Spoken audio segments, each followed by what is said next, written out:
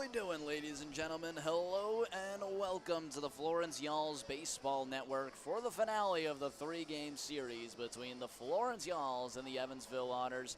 I am your play-by-play commentator, Rory Tettemer, joining you along for the ride. Welcome to the 50 West Brewing pregame show. Inspired by the Great American Road Trip across Route 50, 50 West is the premier brewery in the Cincinnati area. At 50 West, every beer is a journey. Join us for the ride, located at 7605 Worcester Pike, Cincinnati. This is the rubber match between the Y'alls and the Otters. The Y'alls hold a 6-5 season series lead over the Otters. With a loss, they would drop to 500 against Evansville in 2024. With a win, they would win another season series against a West Division opponent. Florence sends Hunter Mink to the mound. 0-0 record across two starts. Braden Scott is the southpaw for Evansville, a 4-9 record. We'll get to more on them later. Let's break down last night's game here on the 50 West Brewing pregame show. Y'alls dropped the middle game to the Otters, 7-5 on Saturday night. It was Reed Smith who suffered his third loss of the season, just in a forgettable outing for the Y'alls ace. Smith finished with 5 complete innings, allowing 7 runs on 9 hits, no strikeouts, and 3 walks. It was the first time Smith hadn't struck out a batter in any performance this season, and also the most hits and runs he has allowed in a ball game. Alex Wagner and Kent Kleiman out of the pen relieved him with 3 shutout innings. That kept the game close at 7-5, but the offense just could not help them out after the 5th inning. Wagner tossed 2, allowing just 1 hit, giving way to Kent Kleiman for a 1-2-3 inning with 2 punch-outs. Offensively, Florence only had 2 multi-hit performances. It was Steven Hrustich and Dalton Davis. Hrustich finished with a 2-for-4 line, including a 2-run shot to open the scoring for the Y'alls.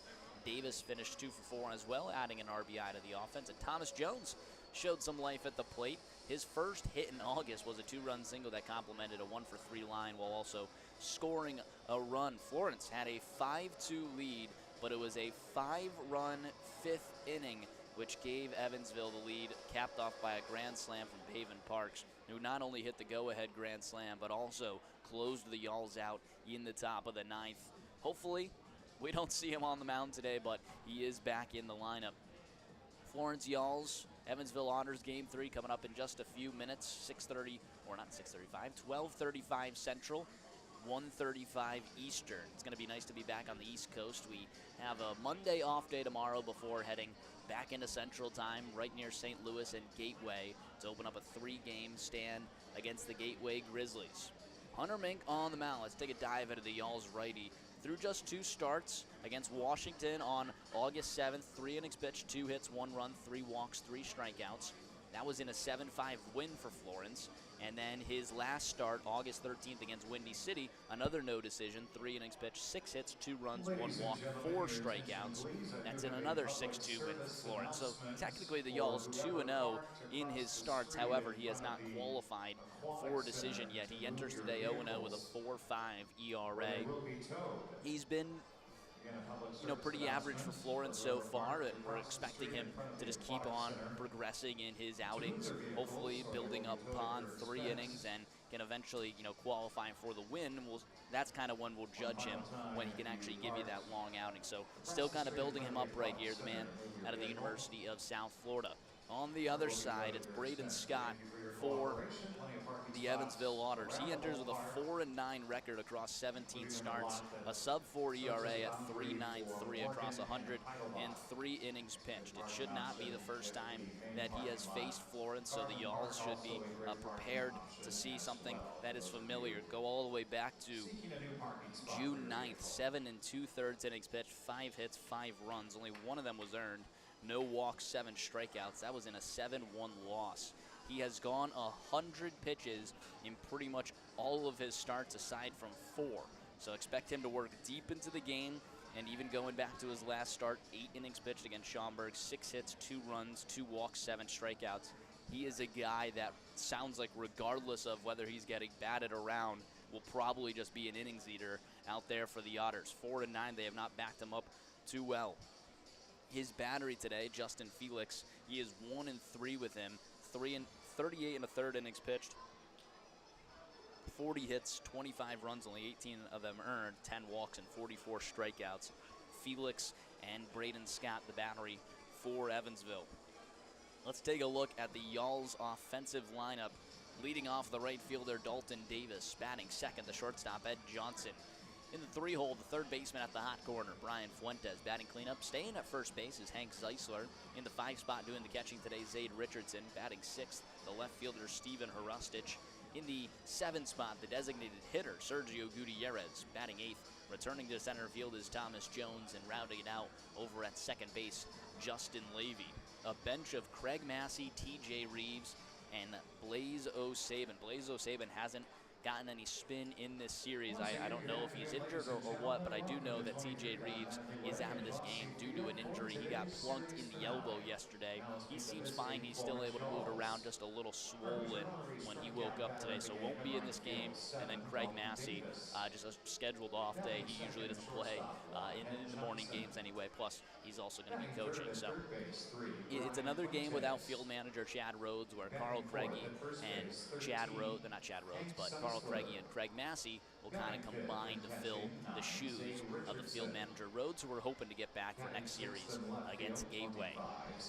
On the other side, let's take a look at who Hunter Mink will be facing. The Evansville lineup, the designated hitter David Menhem leads off, batting second, the right fielder Gary Mattis. In the three-hole, the hero from last night, the shortstop Paven Parks. Batting cleanup, the left fielder Randy Bednar. In the five spot, the first baseman Logan Brown. Returning to the lineup, playing second, batting sixth is Delvin Zinn.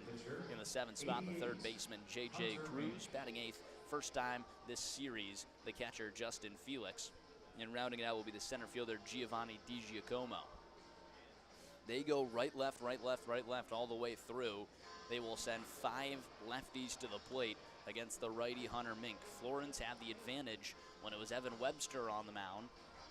He had 10 punch-outs and 7 shutout innings all the way back on Friday. That is a lefty going against a lefty-heavy lineup.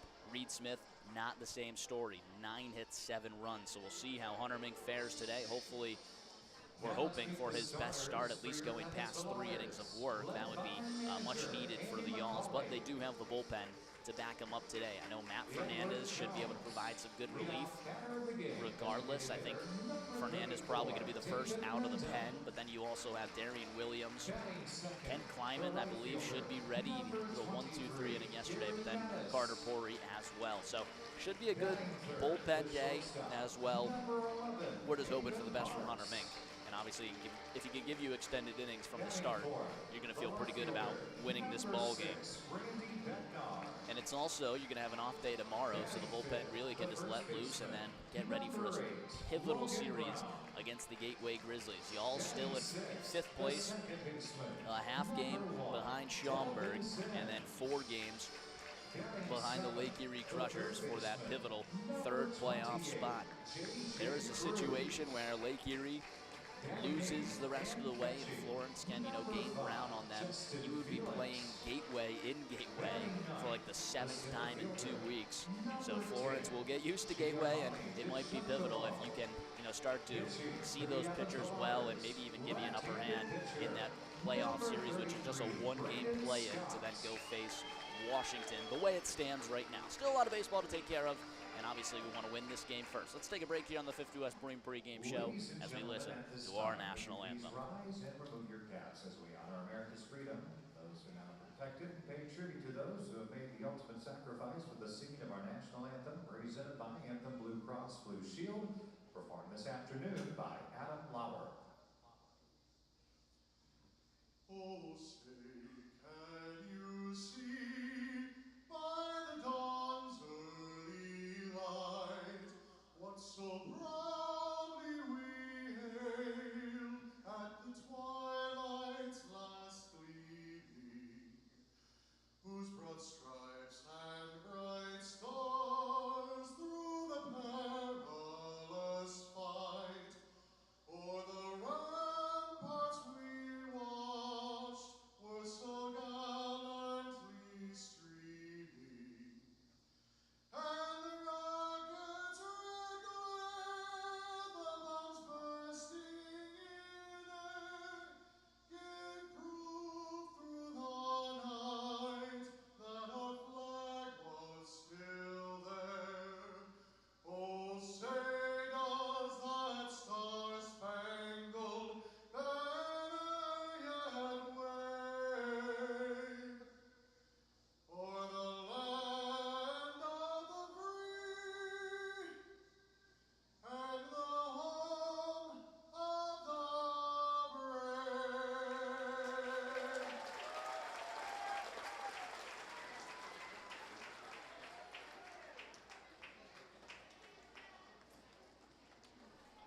ready for some baseball here at Bosse Field, Evansville, Indiana, for the last time in 2024. What a beautiful rendition of our national anthem to start off this wonderful Sunday in Evansville. We've got the Otter Bells Still here a to help us pretty out. decent crowd on hand for a Sunday afternoon game. Yesterday, 2,500 piled into the stands here at Bosse Field. You can definitely feel their presence. Bosse Field, the Evansville Otters, they always draw a good crowd. And they're ready to see the finale here between the Florence Yalls and the Otters. Braden Scott, the southpaw, on the mound, facing off against Dalton Davis, Ed Johnson, and Brian Fuentes. Here in the top half of the first, we thank you for listening to the 50 West Brewing pregame show. Let's get to the action. Rory, Tettemer here on the Yalls Baseball Network. Whether you're listening on Flow Baseball or the YouTube audio stream, I appreciate you guys tuning in. I know you Yalls fans hoping for a series win, and I am as well. It's just a pivotal series here for Florence. You really escaped yesterday because Lake Erie and Schaumburg lost as well. The only thing you'll be thinking about is, hey, we could have gained that extra game on them. Instead, we just wasted it and got the loss instead. So, you come back today, fresh start. You didn't lose any ground in the standings or the playoff race. And you do your job against the Evansville Otters, who are behind you, and you really need to win the series against them. You need to win your series the rest of the way through. You just need some help from some other teams as well. That's how Florence, they still control their own destiny, but obviously going to need Lake Erie and Schaumburg to keep on losing. Dalton Davis steps into the righty batter's box. Davis, yesterday, 2 for 4 with an RBI. First pitch from the lefty. Misses upstairs. 12:37 here on the first pitch.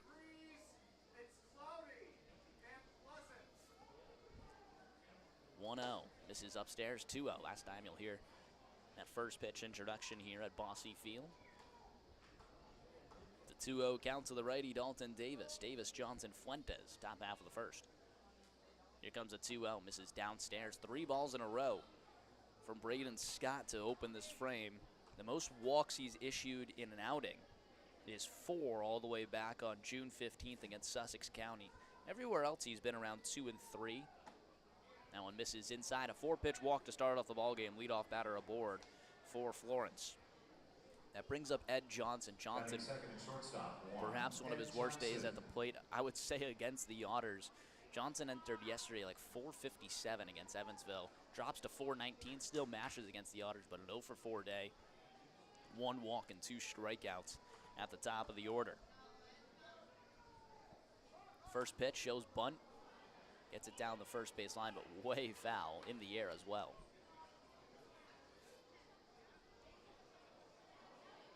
Johnson looking to break open in this series. Nothing spectacular so far, but you can definitely see some fireworks from the All-Star. On the stretch, the 0-1, big swing and a miss.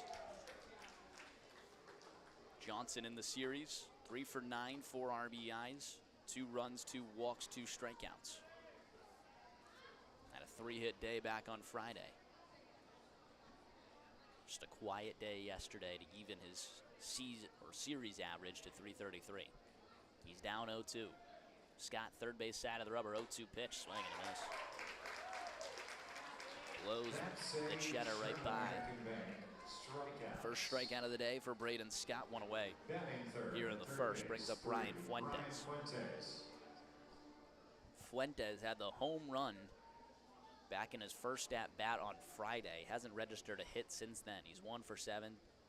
The 2-run homer, 2 walks and 2 strikeouts. First pitch, misses upstairs. 1-0 count. Dalton Davis, quiet over at first. 1 for 2 on stolen base attempts this season. The 1-0. Big swing and a miss. On the off-speed, Fuentes trying to send that down the left field line. Y'all's in their baby blue jerseys with gray pants and the red flow caps. Evansville back in their royal blue jerseys with the white pants and the white and royal blue caps. 1-1. Connects inside part of the plate on the cheddar. 1-2 count to Fuentes.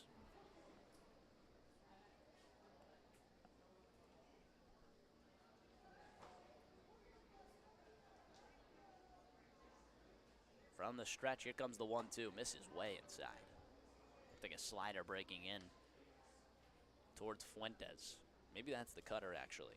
Braden Scott comes at you with a four-seam fastball, a sweeping curve, a cutter, and a changeup.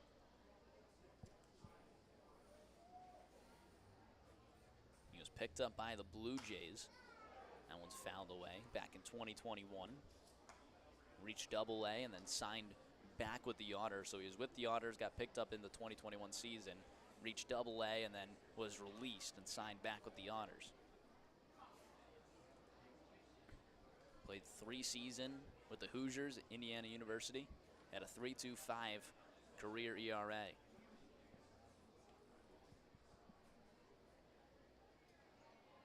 Runner takes off, 2-2 to Fuentes. Skied in the air towards right center field. Mattis is going in the gap. He makes the grab. Davis has to retreat. Good piece of hitting there from Brian Fuentes, but right at Mattis. There's 2 away.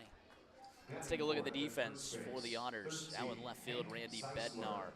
In center field, Giovanni DiGiacomo. You just saw Mattis over in right field. In the infield, at the hot corner, J.J. Cruz. Pavin Parks at shortstop. Delvin Zinn at second. Logan Brown at first. And Justin Felix, the catcher today. Lefty-lefty battle here. Hank Zeisler steps up to the plate. First lefty that Florence will send to the plate.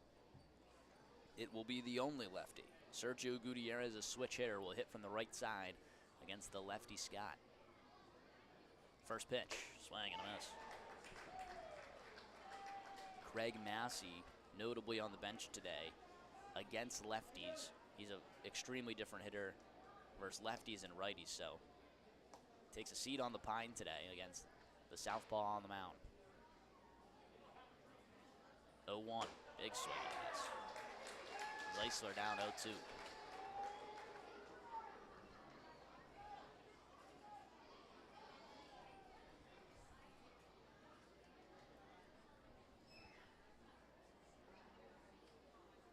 Third base side of the rubber from the stretch.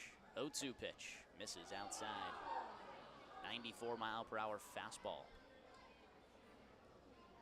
Zade Richardson awaits on deck.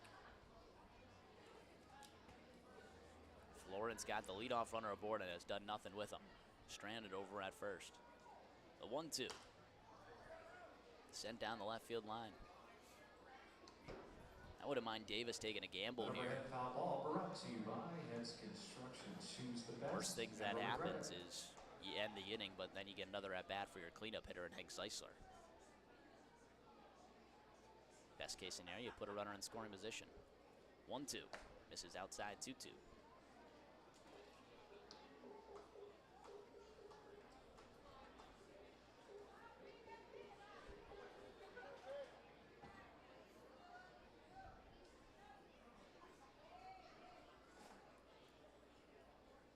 From the stretch, the runner takes off, 2-2 pitch, check swing.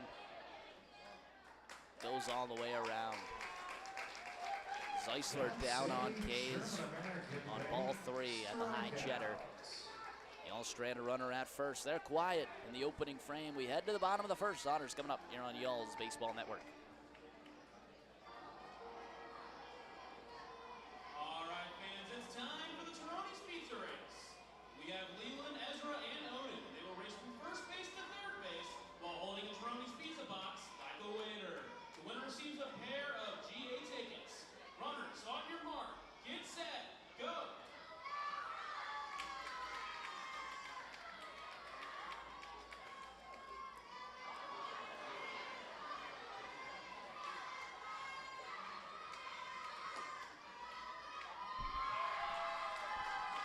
Awesome job. Let's give a round of applause to our winner. Back to you, Zane. Thanks, Lucas. Pitcher-catcher battery for the Florence Y'alls. Underneath is on the mound, Zane Richardson. Behind the plate, pitcher-catcher battery is powered by the Answer Auto Repair East. Find your battery needs at the Answer Auto Repair East. Located at 2319 North Greenover Road, or 812-475-9000. Tell them Zane from the Otters sent you.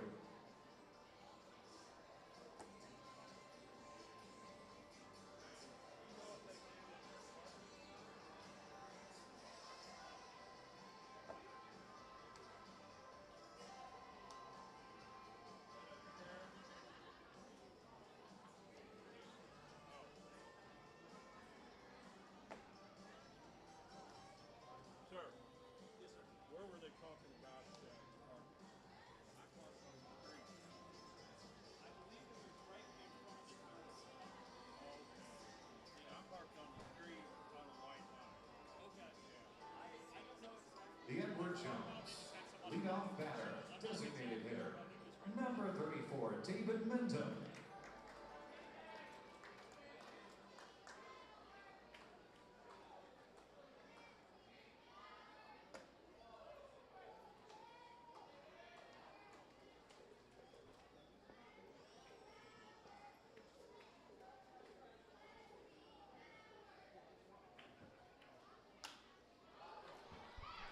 Bottom half of the first pitch skied out towards left field. David Mendham retired on a fly ball to Stephen Hrustich. It's Hunter Mink out on the mound for the Florence Yalls. Yalls quiet in their opening half. Number 23. Hunter Mink trying to do the same.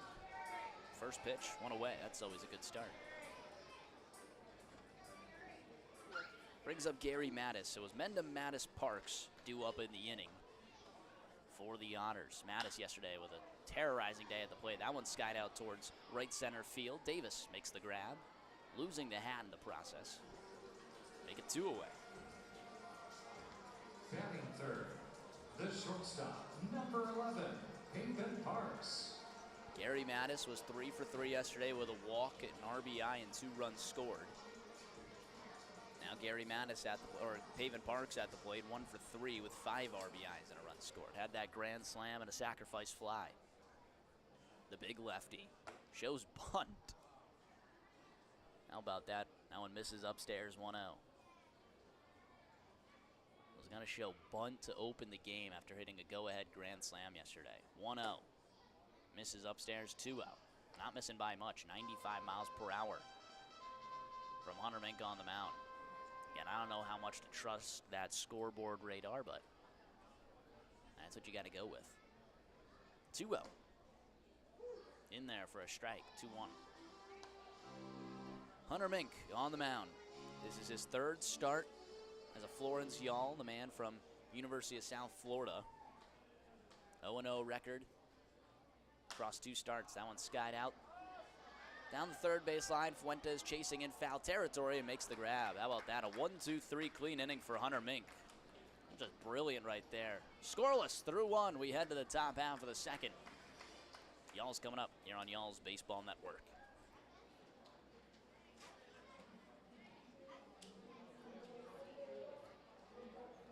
It's time for our D-Bat Dizzy Bat Home Run Derby. Taylor's going to be spinning around the bat 10 times and hitting the ball off the tee. If he gets it into the net, he's going to be going home some free GA tickets.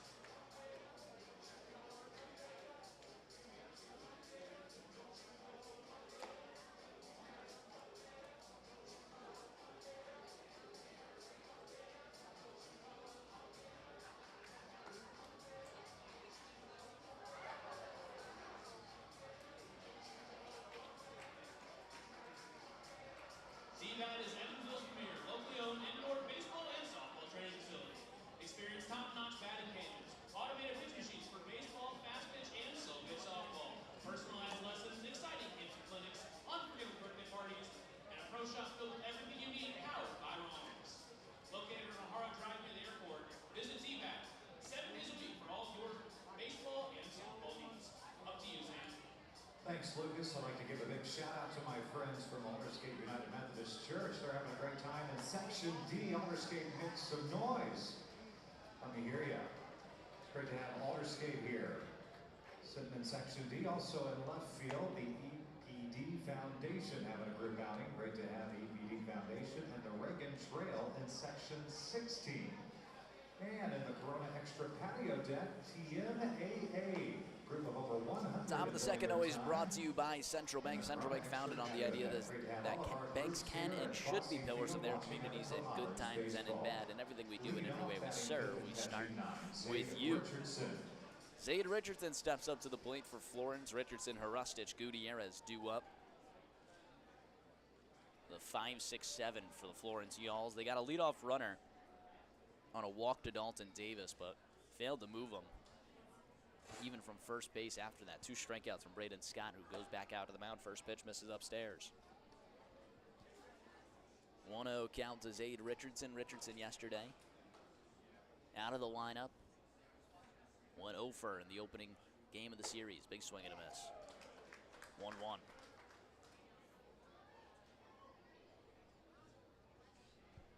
Braden Scott fastball, sweeping curve, cutter, and change. The 1-1 misses inside.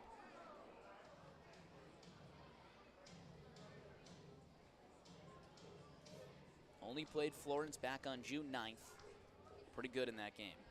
7 2/3 innings, 5 hits, 5 runs, only one of them earned. No walks and 7 strikeouts. 2-1. Sky down the right field line. Brown going at it, runs out of room. 1-2. That overhead 2-2. ball is brought to you by, that's right, Heads Construction. Choose the best. One thing I love about Zaid is that Zaid, you know, even after an 0-4 day, he doesn't seem upset. You know, he never lets it affect him. He's always ready just for the next game. 2-2, fouled away. And having that short memory might be a key to why he's been so great this season. 313 batting average entering. Probably the biggest snub from the All-Star game across the entire Frontier League. 2-2, swing and a miss. Third strikeout for Braden Scott. That's a German-American Bank strikeout. Brings up Steven Batting Hrustich. sixth from left field, 25, Steven Hrustich. Hrustich yesterday. Very good day at the plate. And he's been extremely successful against Evansville. Yesterday was 2 for 4 with a 2-run homer, 2 runs scored as well. No walks, no strikeouts. First pitch fouled away. Against Evansville this season in 6 starts, 474 average. He got his first home run, but he's got 9 RBIs and is slugging .737 against the Otters. 9 hits and 19 at-bats. The 0-1 fouled away. That overhead foul ball brought to you by Heads Construction. Choose the best, never regret it.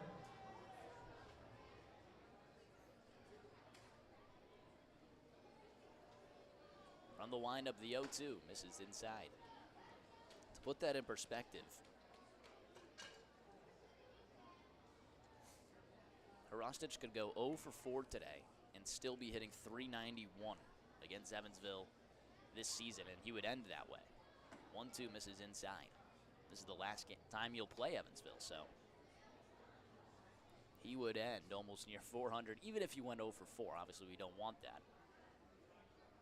Might even have the chance to increase it. We don't know. 2-2. Sends it in the air. Well hit towards center field. DiGiacomo moving just back. And he makes the grab. 2 away. Still a good strike from Steven Hrustich. He's right at DiGiacomo, who we know can cover a lot of ground. Batting seventh, designated That'll hitter, bring up the righty, the switch hitter, Sergio Gutierrez. Let's take a look at those splits. Gutierrez, a different hitter against lefties on the mound because he hits from the right side. Gutierrez versus lefties is hitting .357, and against righties is hitting .194. So he's technically a better hitter from the right side. First pitch, ground ball down the third base line, high hopper, fielded at the bottom. Cruz, throw on to first is in time. 1-2-3 inning for Braden Scott. Y'alls haven't mustered anything against him. We head to the bottom of 2. 0-0 between the Y'alls and the Otters here on Y'alls Baseball Network. Otters fans, it's time for the Hoosier Lottery's Jackpot Toss. Our Otter Bells will release Hoosier Lottery beach balls into the crowd. Pass the balls through the crowd, and when the music stops, everyone 18 or older holding its ball will win a $30 Hoosier Lottery prize pack. Are you ready? Launch!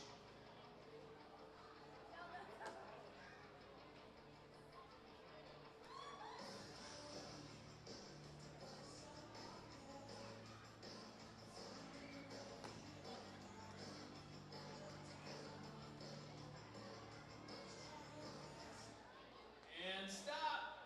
Congratulations from the Hoosier Lottery, the Evansville Otters. The Otter Bell staff will let you know how to claim your prize. Stop by your local lottery retailer to pick up your Mega Millions ticket for the next drawing. Must be 18 or older to play. Please play responsibly. Up to you, Sam. Thanks, Lucas. It's time to see who gets to upgrade to the Ashley Furniture Home Store. Best seats in the house. Our lucky winner will get to spend the rest of the game in the best seats in the house. So I say congratulations to Kevin and Melissa Bullock. Kevin and Melissa, congratulations. You're for today's winner of the Ashley Furniture Home Store Best Seats in the House. Come on down and sit in the best seats and enjoy the view for the rest of the game with your feet picked up. Kevin and Melissa Bullock. And the best seats in the house also means you have the best view of the Heritage Video Board. Follow along with all of our video board action this afternoon, and be sure to visit heritagefederal.org for all of your banking needs.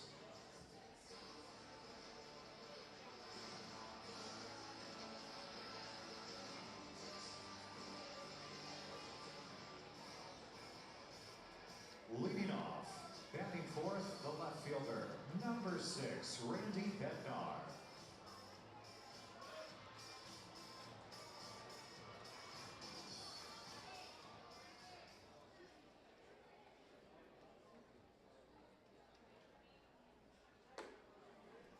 Bottom half of the second inning. First pitch misses upstairs, a 1-0 count. Hunter Mink back out on the mound after a 1-2-3 bottom half of the first. The 1-0 pitch skied out towards right field. Davis trying to find it in the sun. Loses his hat again, but makes the grab.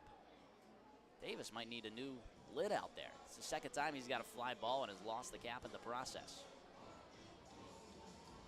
4 up, 4 down for Hunter Mink so far. Brings up the lefty Logan Brown. Number 8, Logan Brown. Bottom of the second, always brought to you by Republic Bank. Republic Bank, one of Newsweek's best banks in America in 2024. Come see why it's just easier here at any Republic Bank's ATMs in the tri-state area or the 5 locations along the Ohio River. First pitch in there for a strike. Republic Bank brings us our umpire intro.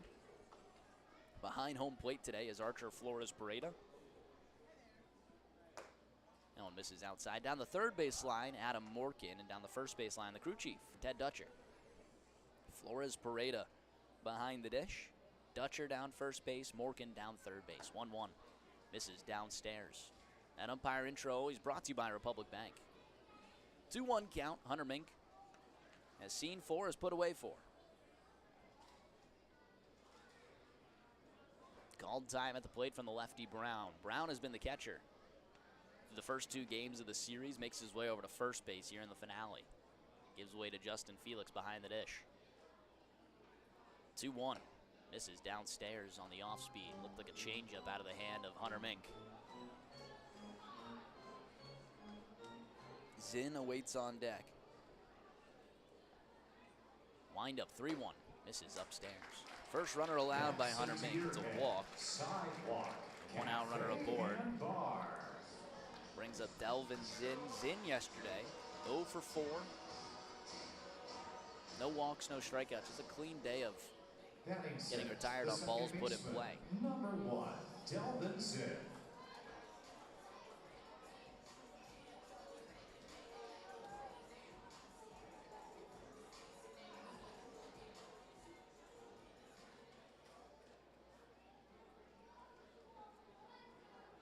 Mink now switches to the stretch with the baby blue cleats. First pitch in there for a strike.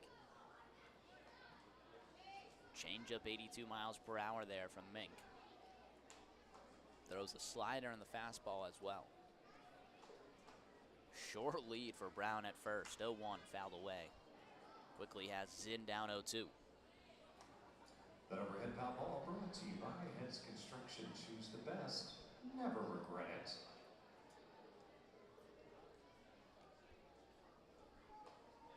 Last time here at Bossy Field. The 0-2. Called strike 3. Slider dots up the outside part of the plate. Zinn put away on strikes in disbelief. 2 away with a runner on first now for J.J. Cruz. First strikeout of the day for Hunter Mink. Number 28, J.J. Cruz.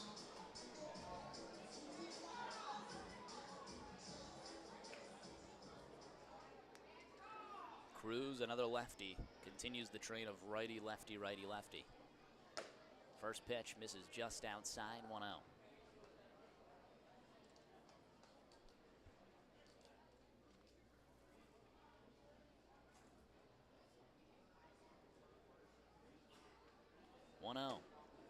Misses upstairs, another fastball high, 93 miles per hour.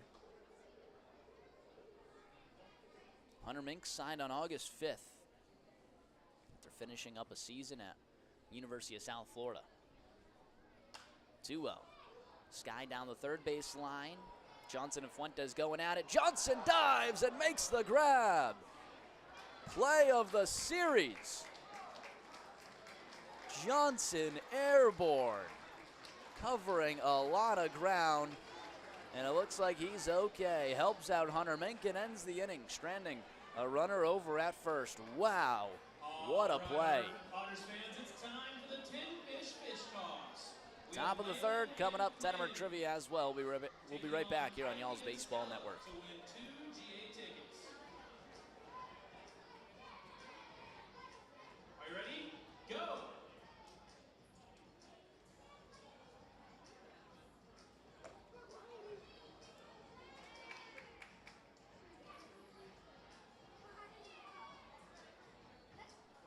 Awesome job. Great work. Up to you, Zane.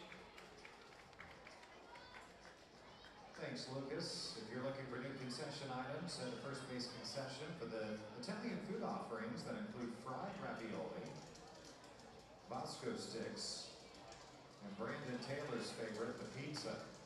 Check out third base concession for the specialty menu items such as the buffalo or barbecue boneless wings.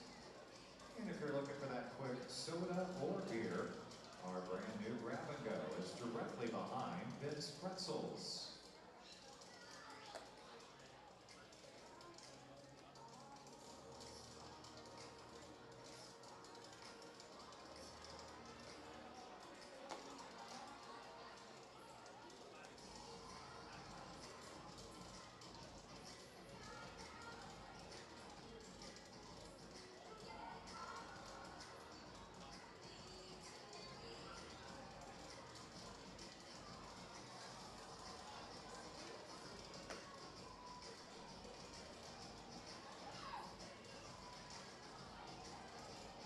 Leading off for the Florence Y'alls, batting eighth in center field, 71, Thomas Jones.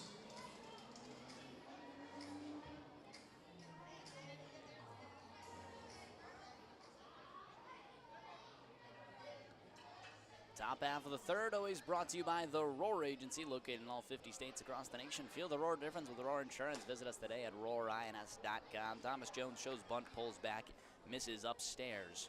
Jones, Levy, Davis due up. It's the 8-9 top for Florence. 0-0 ball game. That one's laced out towards left center field. That'll drop in for a base hit. Thomas Jones on a roll, back-to-back days with hits. Starts the Y'alls off their first hit of the ball game, and a leadoff runner aboard now for Justin Levy. 5, Justin Levy. Top of the third always brings us our Tettemer trivia. That Tettemer trivia always brought to you by the Roar Agency. Had a good one yesterday, a lot of participation here, hoping for more of the same. Already got a guess. That was quick from Bella Janes. How about that? First pitch misses inside to the righty Justin Levy. Question of the day, the Tettemer trivia question of the day. What left-handed hitter had the most home runs hit against left-handed pitchers in a single season? Again, what left-handed hitter had the most home runs against left-handed pitchers in a single season? That one's fouled away, 1-1. That is our Tettemer trivia question of the day. I'll try and give more hints as we continue here, but we're looking for a left-handed hitter that's good against left-handed pitching.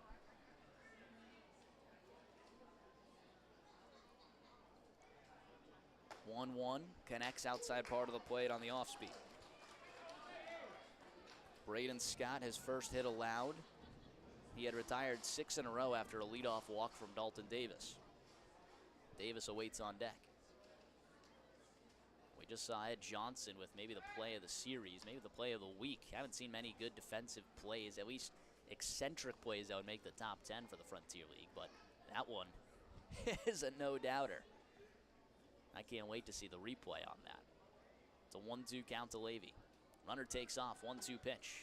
Called strike 3, throw down to second, not in time, goes into center field. Jones off for the races. He makes his way over to third. Stolen base in E2. Thomas Jones advancing to third on the error. That's correct. Now it was Archer Flores Parade. I mean, that ball was right down Broadway. He went back to call it and then stopped. So it's still a 2-2 count to Justin Levy.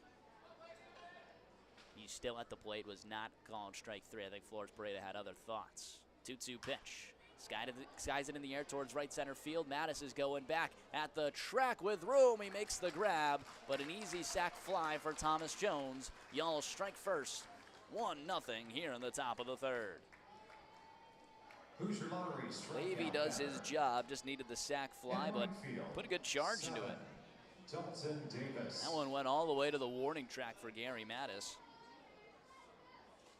Nobody on base and one away now for Dalton Davis.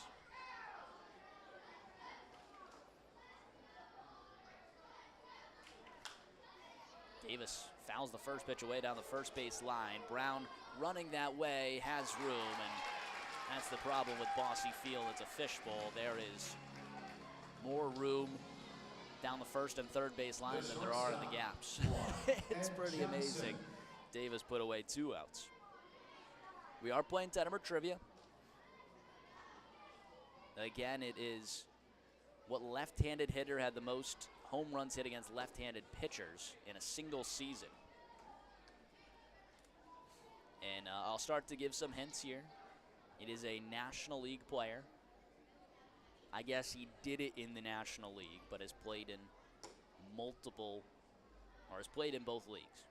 So a National League player, but has played in both leagues. So he did it in the National Leagues, has played in both.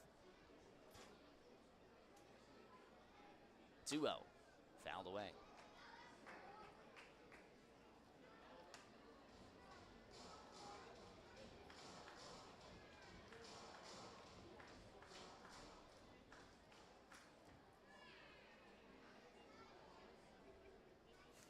Here comes the 2-1 pitch. Swing and a miss.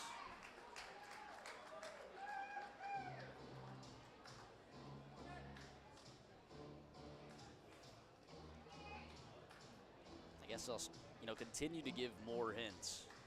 Everyone I've texted has been all over the place. So National League player when he did it, but has played in both leagues. That one's ground ball over to the left side and past Parks into left field for a base hit at Johnson. Nice 2-strike piece of hitting. Restarts the offense with a runner on first and 2 away for Brian Fuentes. Third baseman, 3, Brian Fuentes. National League player when he did it, but has played in both leagues. And I'll continue to give another hint when we reach the bottom of the third. What left-handed hitter had the most home runs against left-handed pitchers in a single season? First pitch in there for a strike 1.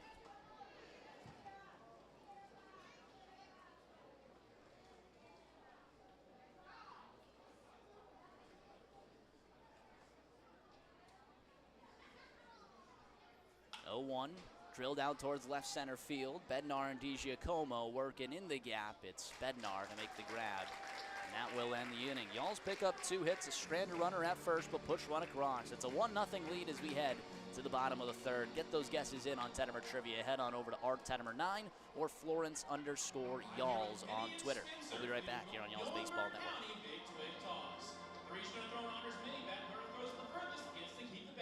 We'll go one at a time. Get ready and throw.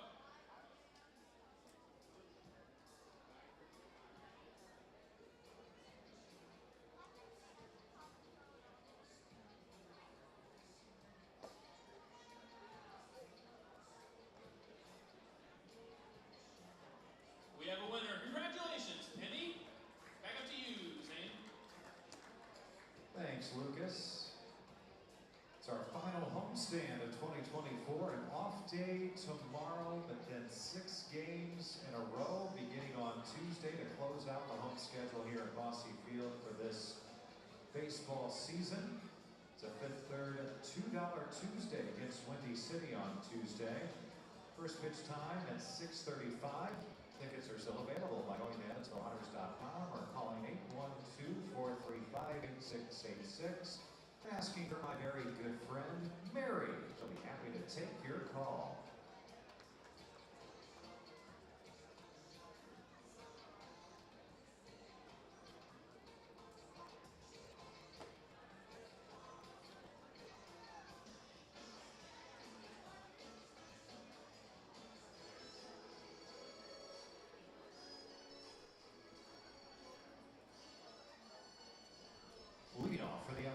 Otters batting eighth and catching number 5. Back here in the bottom half of the third inning. Y'all's on top 1-0 thanks to a sacrifice fly from Justin Levy. The jump from Thomas Jones worked himself around the base pass to a stolen base and then takes advantage of an error where he actually advances to third as well. Justin Felix at the plate, first pitch is upstairs. Hunter Mink has been phenomenal. Has allowed just one walk across 2 innings so far. He'll face the 8-9 top. 1-0, big swing and a miss. Felix first at bat here in the series. 1-1 count on him, a 196 average entering the catcher day. 1-1, check swing. Didn't go all the way around. 2-1. We are still playing Tettemer trivia here. In the third inning, what left-handed hitter had the most home runs hit against left-handed pitchers in a single season? If you want to play along, head on over to Twitter, rtettemer9, RTETTEMER9, or Florence_y'alls. You can get the question there and then just chime in the comment section for your guess, and I'll shout you out on the broadcast. Got a lot of good guesses coming in. The hint I gave is a National League player who did it, but has played in both leagues. 2-2 pitch, swing and a miss. Down on strike, second strike of the day for Hunter Mink. Fastball at the top of the zone. Great spot from Mink. There's one away in the third. Brings up Giovanni DiGiacomo. We have a lot of good guesses. Again, so my hints were, show the bunt pulls back, it misses outside. National League player when he did it, has played in both leagues, and then I'm also going to tell you guys to think current. We got a guess for Ichiro. We got a guess for Kyle Schwarber. A guess for Shohei Ohtani. We have a guess for Barry Bonds, Jim Thome, Juan Soto, Corey Seager.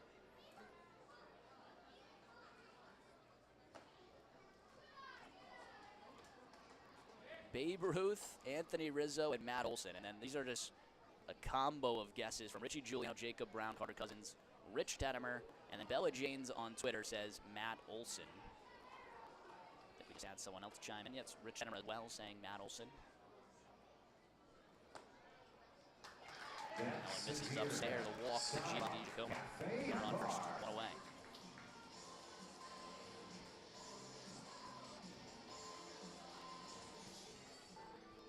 The Edward Jones leadoff batter, designated hitter, number 34, David Menton. So we had a lot of guesses just from some people texting me their different answers. And a lot of good guesses as well, especially when I say think current. Rizzo, the Juan Soto, Jim Thome.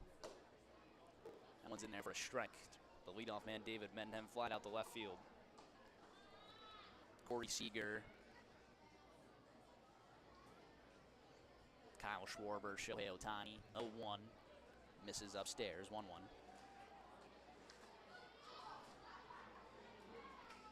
Madison. A lot of good guesses. We got one away. I'll read the answer when we have two away. Cody Bellinger would have been a good guess. 1. This is inside 2-1. I tell you, Cody Bellinger is on the list. He had 18 home runs against left-handed pitchers in 2019. That is tied for about 6th. Don Mattingly tied with 18 as well back in 1985. That one's lifted down the left field line, foul. 2-2. David Ortiz had 18 in 2006, and Shohei Ohtani had 18 in 2021. These are all left-handed hitters with home runs against left-handed pitchers in the same season. So those 4, Ohtani, Ortiz, Bellinger, Mattingly, had 18 between 2021, 2006, 2019, and 1985. 2-2 fouled away in. Reggie Jackson, back in 1980, had 19 homers against left-handed pitchers. It's the only one with 19 in a season. And then Dale Strawberry in 1988 had 20 against left-handed pitchers. Those both come in at 3rd and 4th. 2-2, swing and a miss. Snapdragon, got him. 3rd strikeout of the day for Hunter Mink. 2nd out of the inning here in the 3rd. Right fielder, number 23. Brings up Gary Matz, who flied out to right field his last time around. No one guessed the kid, Ken Griffey Jr., which I think is a phenomenal guess, but no one did it.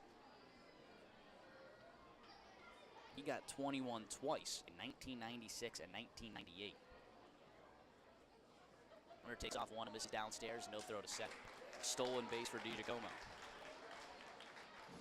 Now in scoring position for Gary Mattis in a 1-0 ball game. Let's see if we got any action on Twitter. The guesses on Twitter were Matt Olson twice. That's Bella Janes and Rich Tettemer.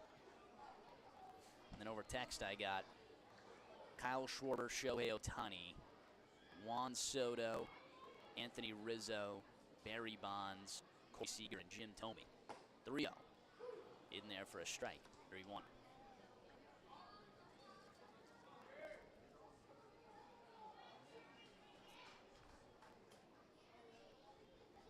Ground ball right side to Hopper. Over to Levy. Throw on to first is in time. That will end the inning. 2 strikeouts for Hunter Mink. And then a ground out over second. Stranding a runner in scoring position. Y'all's get 1-0 lead. We head to the top of the 4th. Guess I'll read you guys the answer at the top of the 4th. That means we still have some more time. We'll be right back on Y'all's Baseball Network. We have Maleka and Xander. We'll see who the single takes the furthest. Whoever does wins 2 gate tickets. Are you ready? Go!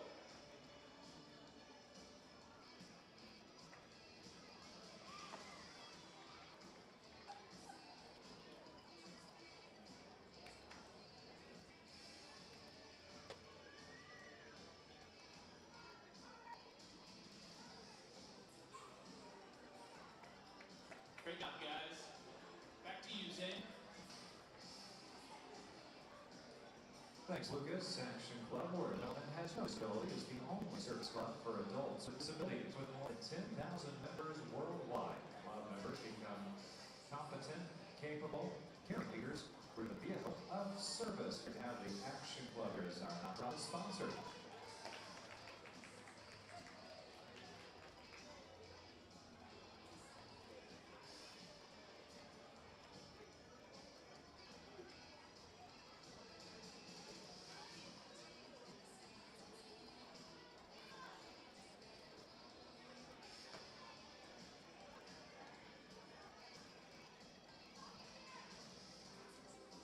Lead off for the Florence Y'alls.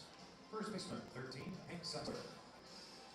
Top of the 4th, Hank Zeisler steps up to the plate for the Florence Y'alls. Zeisler, Richardson, Hrustich. We are still playing Tettemer trivia. I'm going to give the answer out after I do another scan of Twitter. Question was, left-handed hitter had the most home runs against left-handed pitching in the same season. I guess it's only fair that I do it as a left-handed hitters at the plate and a left-handed pitchers on the mound. The correct answer is not Hank Zeisler, but it might be close. The 1-0 misses outside duo. Got a lot of guesses for a lot of different players. Olson, Bonds, Soto, Rizzo, Jim Thome, Babe Ruth, Hero. 2-0 in there for a strike. Ohtani and Kyle Schwarber. And I've gone through the bottom of this list. Adley, Bellinger, Ortiz, Ohtani, Jackson, Strawberry, Griffey twice. That one's in there for a strike. Barry Bonds came in second. He was tied with Griffey for 21 in the season back in 2002. In a 2-2 count. We do have a correct answer in the chat. 2-2 pitch. Skies it in the air towards left field. It's in shallow left. The shortstop, Paven Park, battling the sun, makes the grab. There's one back. Correct answer in the chat in 2021 with 22 homers. It's Matt Olson. He is your correct answer for Tettemer Trivia. Congratulations to Bella Janes and Rich Tettemer. You guys are the correct guessers for trivia here on August 18th, 2024. Congratulations. Bella Janes got that right off the bat. I don't know if she's just a Braves fan that wanted to guess a left-handed hitter. Ground ball left side, past the diving Cruz into left field for a base hit. Richard picks up his first hit of the series. And then my dad was able to guess after the hints I gave, which were hit in the National League, played both leagues, and then told them the thick current. Everyone else I texted ended up getting it after multiple guesses. Carter Cousins, Jacob Brown, Richie Giuliano. So runner on first with 1 away, and Steven Hrustich at the plate. The correct answer was Matt Olson. Most left-handed home runs against left-handed pitching in a single season. 22 just 2 years ago in 2021. But a stacked list, and a bunch of Hall of Famers on that list. Is Matt Olson following? I doubt it. There comes the 1-0. Skies it in the air towards right center field. DiGiacomo and Mattis going in the track. It's DiGiacomo who makes the grab right under the warning track. A long fly out from Steven Hrustich, his second of the day towards center field. 2 outs and a runner on first.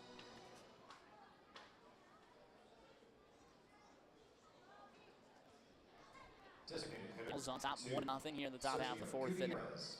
Sergio Gutierrez steps up to the plate.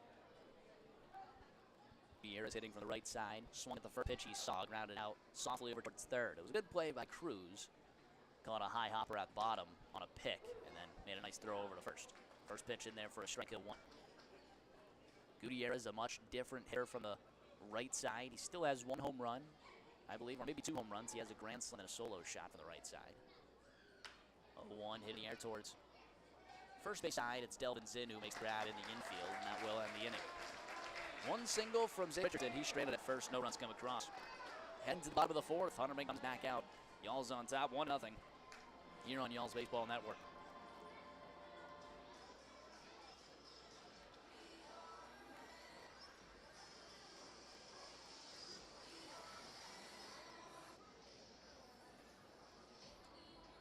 It's time to show us your best smiles for the Paramount Dental Smile Cam. Over 300,000 members trust Paramount Dental because it tastes right here in the Hoosier state of Indiana. Paramount Dental has been ensuring smiles for more than 37 years. We're going to keep on smiling with Paramount Dental.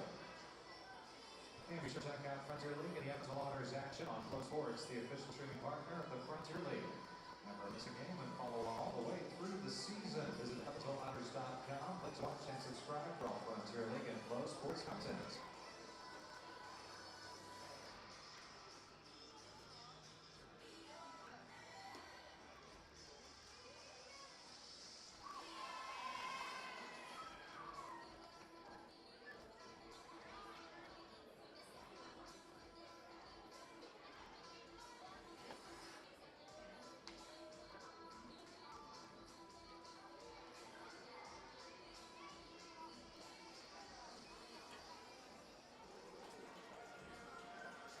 The shortstop, number 11, Pavin Parks.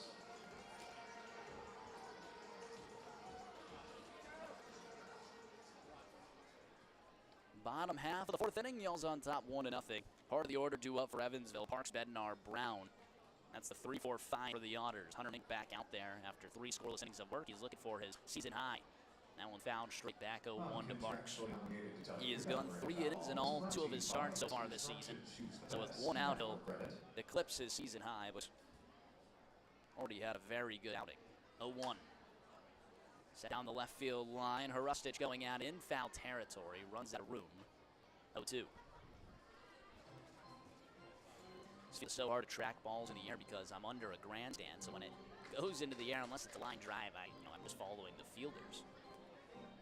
And especially down the left field line, I have to peek my head out a window. See Foley down there. Not ideal. 0-2 pitch. Sent down the left field line again. It's Brian Fuentes in foul territory, tracking, camped under, and makes the grab. 3 1/3 inning from Hunter Mink. That's a season high. 1 away here in the 4th. Another pop out in foul territory from Pavin Parks. He's 0-2. Bednar flying out towards right field. One of those ones where Dalton Davis lost his hat. He's lost his hat twice today out in right field. I've been there. No doubt I've been there. Big swing and a miss from Bednar, top of the zone. I believe my senior year in high school, I had a hat way too big. They forgot to order smaller sizes, so I was dealing with I don't know, I can't remember if the average hat size is 7 1/4 or it's 8 1/4, whatever the average was 7 1/4. And my hat just kept falling off when I was on the mound or in the field. 1-1. Fly down the air towards right center field. Davis is going at it with his hat on his head and makes the grab. There's 2 away. Another fly ball right field from Randy Bednar. Brings up Logan Brown, who walked his last time around. Either way, the remedy for it was told by me from a wise man. The chef and also the bullpen pitcher, Sean Hennessy. Hen Dog is what we call him. He was one of our assistant coaches at Suffield Academy. Basically, you put the brim of your, the brim of your hat, have water around it, and then you microwave it or put it in the oven, and it actually shrinks that rim. And that made it fit to my head a little better. 0-1, swing and miss, 0-2. So Hen Dog, with that just wise baseball knowledge, one of the best BP pitchers maybe this side of the Mississippi, Sean Hennessy. The chef also makes a mean buffalo chicken sandwich at Suffield Academy. 0-2, this is upstairs, 1-2. So if you ever have a hat that's too big, that's how you have the remedy. put the brim of the hat in water, not like the actual lid, but like surrounding part of your head. That one's sent towards left field. Hrustic makes the running grab. A 1-2-3 inning from Hunter Mink. He's had 4 scoreless and has looked phenomenal on the mound. Y'all carry a 1-0 lead to the top of the 5th. We'll be right back here on Baseball Network, Y'all's Baseball Network. Ladies and gentlemen, your Southwest Graphics Evansville Otter Bells.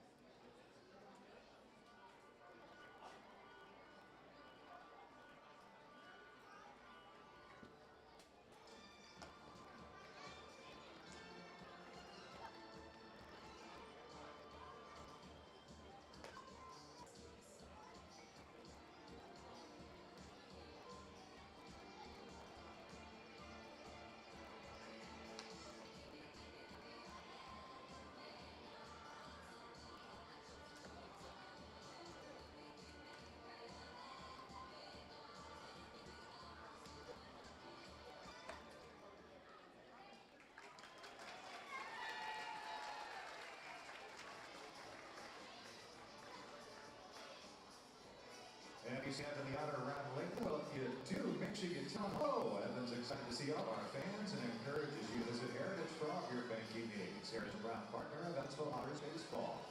Action Club is a civic organization where we focus on positive abilities and not disability.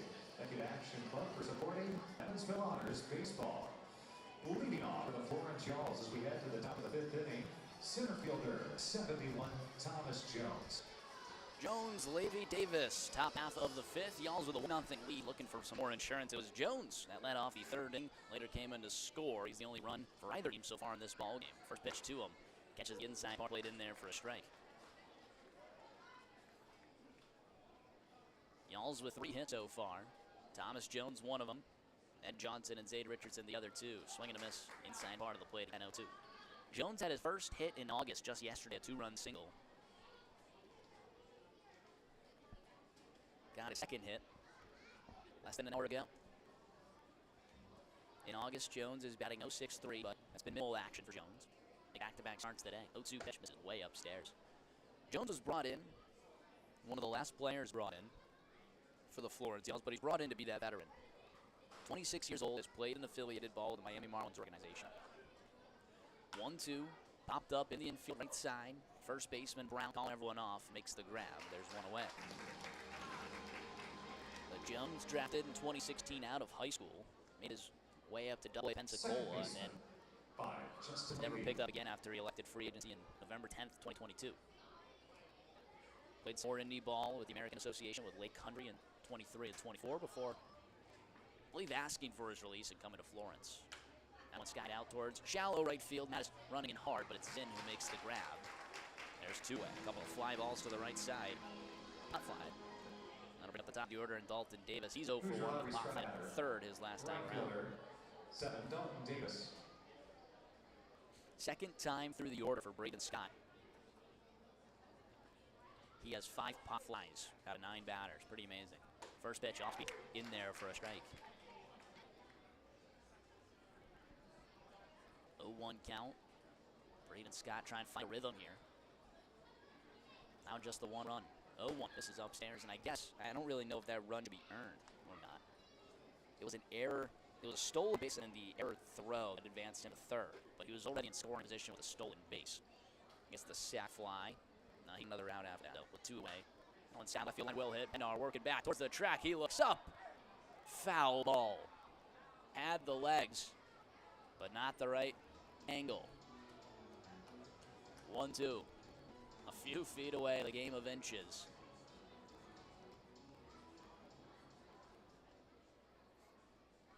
Scott, a lot of shake-off. Sideways wind-up. The 1-2 pitch. Popped up into shallow right field. Mattis comes on it and makes the grab. And that will end the inning. Couple of pop flies and fly out towards the right side of the field. Y'alls go down 1-2-3. We head to the bottom of the 5th. Y'alls carry a 1-0 lead. We'll be right back here on Y'alls Baseball Network. It's the center point of the game. Your friends at Center Point Energy encourage you to conserve energy in order to save money at home. But right now, we need you to turn up the energy and volume to make some noise for your Evansville Otters.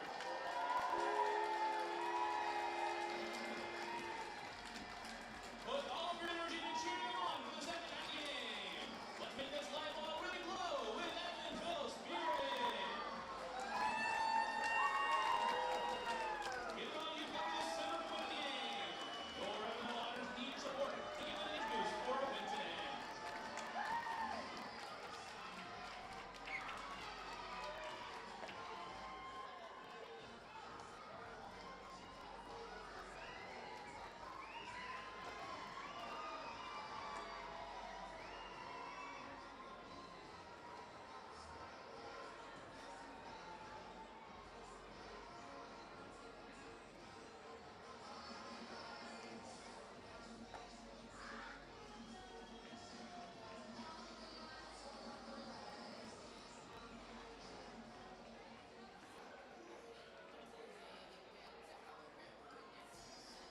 baseman, number 1, Delvin Zinn. Bottom half of the fifth, the 1-0 lead for the Florence Yalls. It's Hunter Mink back out on the mound for his 5th inning of work.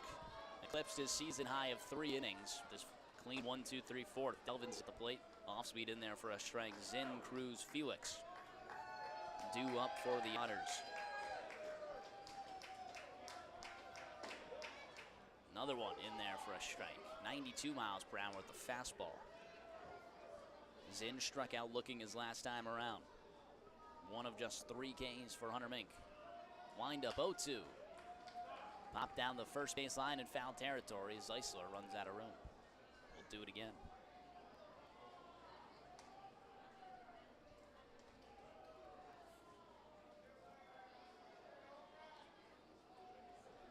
Delvin Zinn enters today with a .266 average. Just the 1 homer. 0-2 pitch. Swing and a miss. 4th strikeout of the day for Hunter Mink.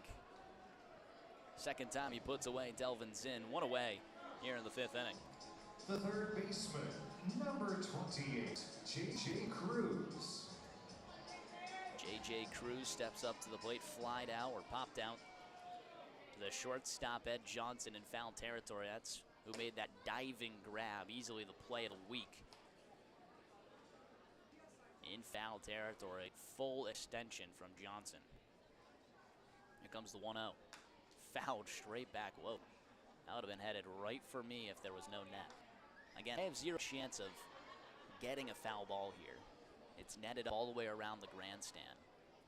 So it'd have to come through probably a thin line of, I don't know what to call that. There might be steel up there. That one's out towards center field, drops it for a base hit. First hit allowed by Hunter Mink. He was working with a no-hitter through 4 to 3rd. That's broken up. Now Carl Craigy's going to go out to talk to Mink. He might have been near his pitch count, and that might do it. They might have just been letting him play with the no-hitter. It's hard to tell because Craigy's the pitching coordinator as well. There is an arm warmed up in the pen. It's Fernandez out there. He's staying out there. I think just let him finish the inning maybe. He's been held to a pitch count before. You know, he's only gone 3 innings before that. He was working with a no-hitter, so that's why they kept sending him out there. First hit, they allowed immediately a response from Carl Craigy. Fernandez is getting hot in the pen. That's another righty that kind of has been piggybacking off of Hunter Mink. Had 3 scoreless the last time out. Big swing and a miss there. Batter Justin Felix, 0-1. Runner on first with 1 away. Single from J.J. Cruz. Guess it's only right that he gets the hit, considering he was robbed after a great play from Ed Johnson his first time around.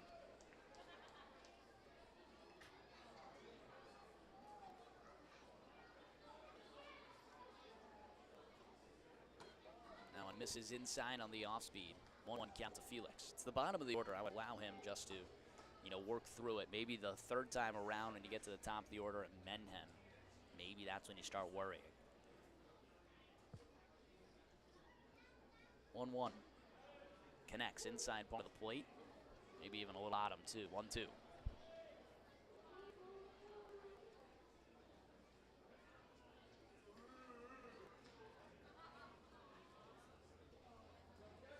The 1-2 pitch fouled away. Hunter Mink already with 4 Ks. That ties a season high. That overhead foul ball was brought to you for by Mink. Heads Construction. Choose the best. So he's trying to work past that. Get his 5th K. Make it season highs all the way around. 1-2. Ooh, nice off speed there from misses downstairs. 2-2.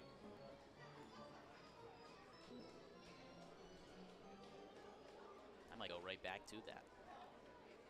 From the stretch, 2-2 pitch. Fastball popped up in foul territory. Zeisler and Richardson going at it. They run out of room. You kind of have to run after every foul ball because there is so much room. To you by... There you go, fans. Heads Construction. Choose the best. Never regret it. Like Maddie.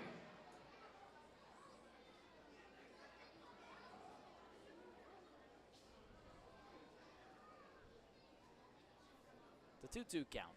Mink from the stretch, 2-2 pitch. Flied out towards left field. Hrustic at the track and watches it fly.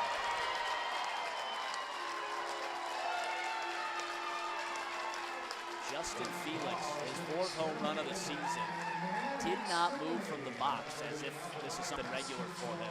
He's hitting under 200. Gives the Otters a 2-1 lead, but I mean, man, just run. They're hitting below the Mendoza line. What's that about? I want to show up the pitcher. That's amazing. I can't believe that. 2-1 Otters lead. That'll do it for Hunter Mink. We head to the bullpen. Matt Fernandez comes in. We'll be right back here on Y'all's Baseball Network. I can't hear you, Otter fans. Make some noise.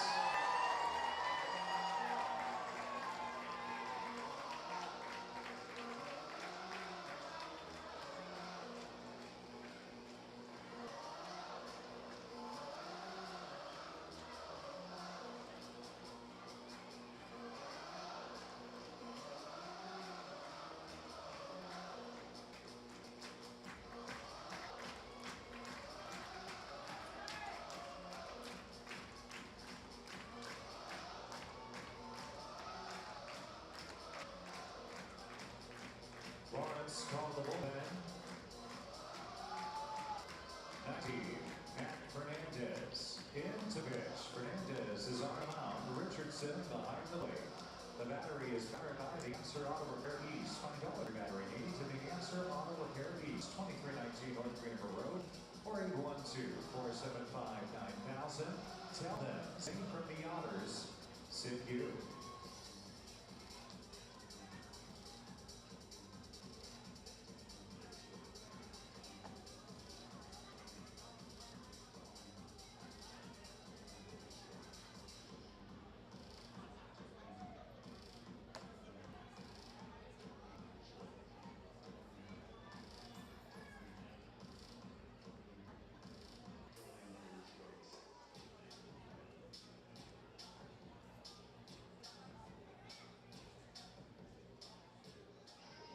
The center fielder, number 10, Matt Fernandez enters the game. That's the Lee's famous recipe chicken pitching change. With a new wing coming into the game, pick up the best swings in the tri-state area. Lee's famous recipe chicken. Lee's always fresh, never frozen. Fernandez in for Hunter Mink. Mink fails to qualify for the win again, but now the Y'alls trailing 2-1 after a 2-run shot from Justin Felix. Matt Fernandez with one away here in the 5th. Bunt goes down the third base line. Foul ball. DiGiacomo trying to use small ball here. It's not the first time he's done it.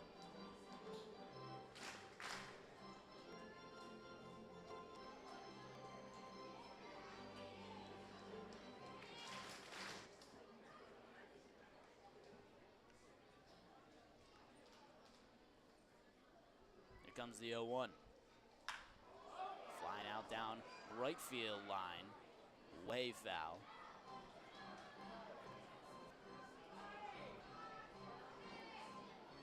0-2. Matt Fernandez, right-handed pitcher out of Miami, Florida. Played at University of Pittsburgh in 2023 and 2024. Last time out, 4 innings pitched, 1 hit, no runs, 3 strikeouts. That one misses downstairs.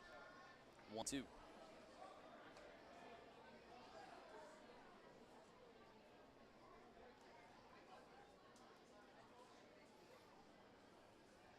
Y'alls trail 2-1. Fernandez is going to try and keep it that way. 1-2 pitch. Fly down the right field line again, but well fouled.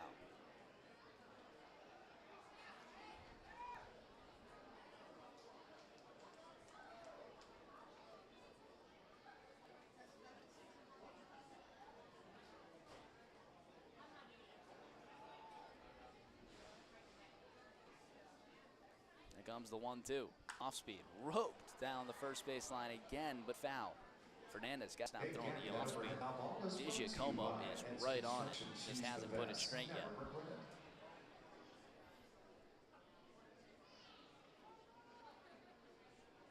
Here comes the 1-2 pitch.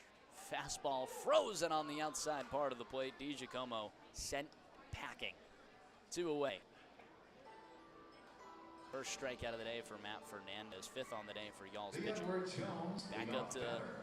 the top of the order, and Designated David Menhem. He's 0 for 2 with a strikeout David swing and a Menhem. fly out to left field.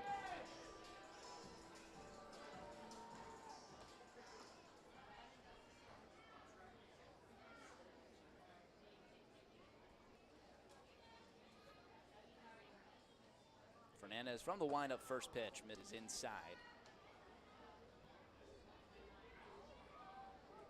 Looks like slider there from Fernandez. He's got a fastball, curveball, slider.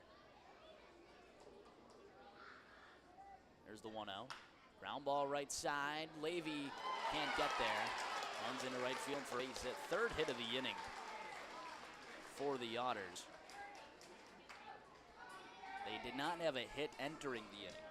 Right fielder. They were shut out through 4 and no hit through 4. Gary Now they've Mattis. tied Florence in the hit column, 3 apiece. They lead 2-1. 2-run shot from Justin Felix, his 4th of the season. By the way he hit it, you would have thought he was Barry Bonds.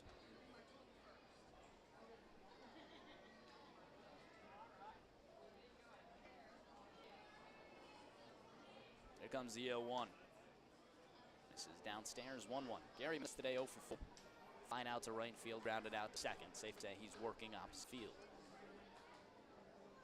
I think all 3 of his hits yesterday were to the right side as well. Big time gap over there. Runner takes off. Throw down to second, not in time. Pitch missed upstairs as well. Stolen base for Matt.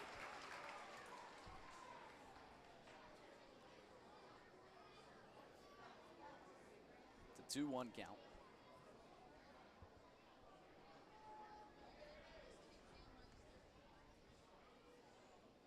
2-1 pitch.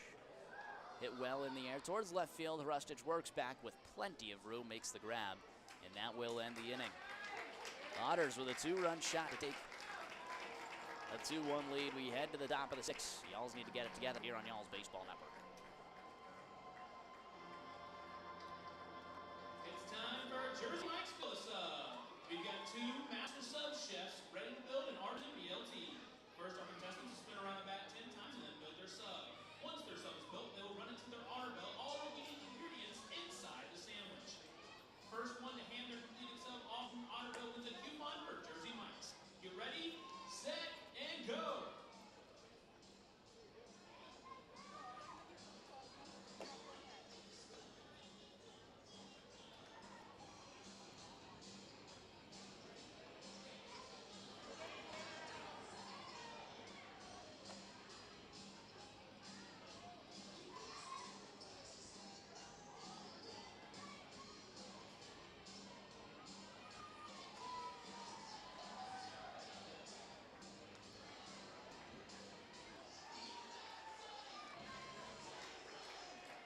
The only way to top this up is with real red wine vinegar, made from red grapes and food coloring.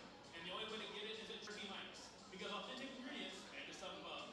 Now located at 939 North Burke Park Road in Evansville. Up to you, Zane. Thanks, Lucas. Don't forget to check out the Otters Den Team Store in the main tunnel to get all your latest merchandise and apparel. To remember your special afternoon here at Bossy Field. Am I right, Mary?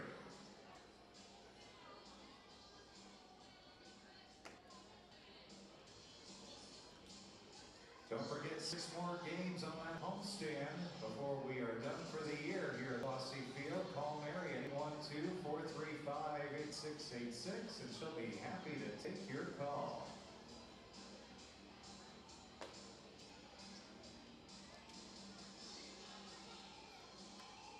Shortstop 1, Ed Johnson.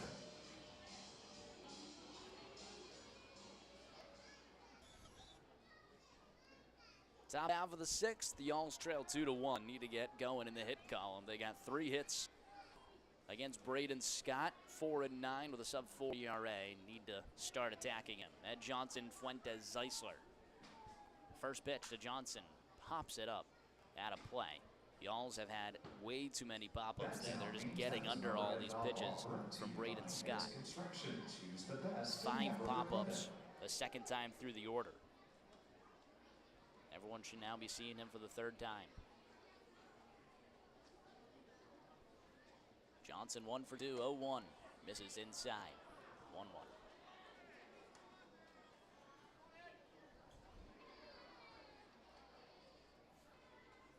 No action in the Otters' pen. Like I said, Braden Scott, he goes like 100 pitches every game, I think, regardless of what has happened against him. He would go 100 pitches. He is the ultimate innings eater, and you can tell by his record that's how it's gone. 4-9 on the season, right around a 4 ERA. 2-1, fouled away. It's good and bad. You know you're going to be getting 100 pitches out of your pitcher, and obviously good for his health too, that he's able to throw consistently 100 pitches. Seems like on standard days rest all the time. But also just not being able to pull him because you know he's got to go to those 100 pitches. That one's popped out into center field, drops in for a base hit. Second hit of the day for Ed Johnson. Leadoff runner aboard for Florence. Be nice if they could use the small ball to get him around. It's something we've seen Brian Fuentes do the past few games. Let's see how he attacks here. Florence down just a run. It is the 6th, so technically don't have to do it yet. It's not a dire situation, but you never know when you're going to get runners on again. First pitch, in there for a strike on the off speed. No bunt showed.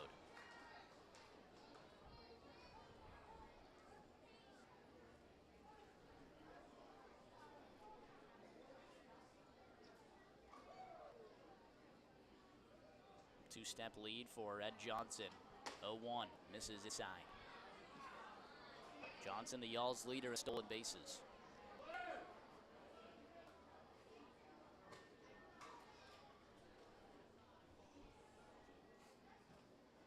"24 stolen bases on the season for Johnson. 1-1. Oh. Misses outside, but called a strike. 1-2.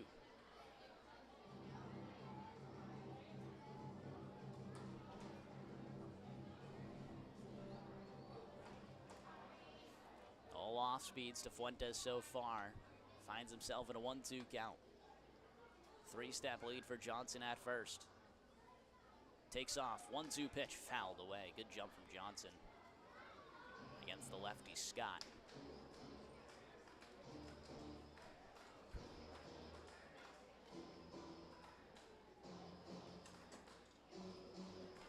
Big time spot here for Florence. You've stranded 3 runners at first today. You don't want it to be 4. Got to find ways to move people into scoring position. 1-2, hard hit over to the third baseman Cruz, bobbles it. Throw goes to first. It's still in time. Moves the runner into scoring position. Fielder's choice.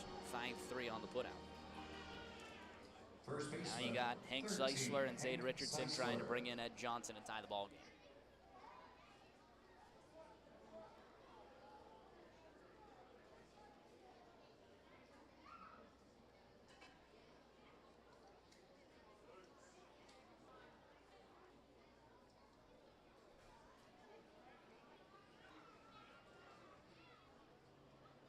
First pitch to Zeisler. Ground ball right side over to Zinn at second. Toss over to first as Zinn Tom and moves Johnson to third. So you've moved runners 90 feet away, but you've also wasted 2 outs doing it. Y'alls are now going to need a hit. Catcher 9, Zade Richardson. And it's Zade Richardson who's 1 for 2 today. A big time spot here, 53 RBIs on the season. Has the runner on third, and Johnson just needs a single. First pitch, fastball, right down Broadway, in there for a strike. Richardson might want that one back. Might be the only fastball he's gonna get. 0-1, bounces in the dirt, swallowed up by Felix behind the plate. Good block there, 1-1. Y'all's trail 2-1. Here on Y'all's Baseball Network, Rory Tettemer on the call. Thank you for joining us, whether it's on Flow Sports or the YouTube audio stream. Y'all's Twitter always gets me. 1-1. Popped up down the first base line. Brown in foul territory, runs over, makes the grab. Bossy Field needs to shorten that up. It's ridiculous. We head to the bottom of the 6th. Y'all's down 2-1.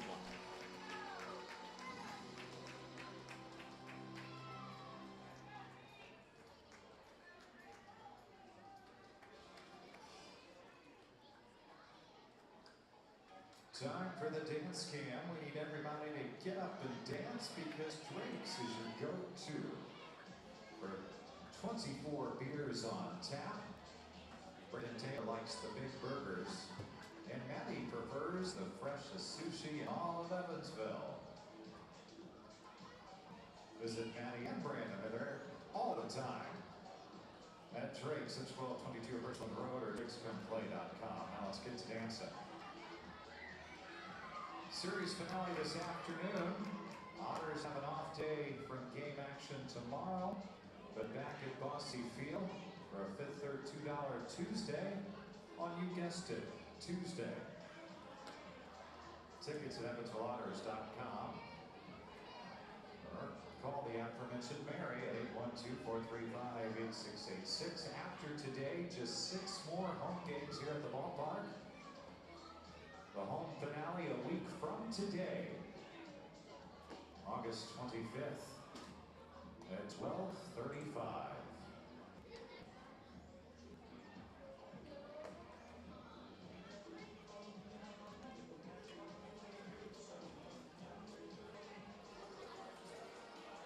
The shortstop, number 11, Paven Parks.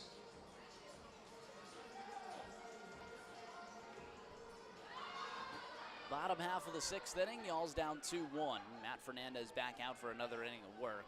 Paven Parks steps up to the plate.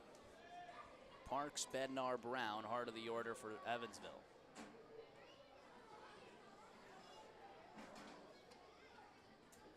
First pitch to Parks. Skies it in the air towards shallow left field. Johnson makes the early call. Makes the grab. There's one away. 1 pitch, 1 out for Fernandez. Efficiency at its best. That's the 3rd pop out to the left side from Paven Parks today. He's way under it. That'll bring up Randy Bednar. He has flied out to right field 2 times. Number 6, Randy Bednar.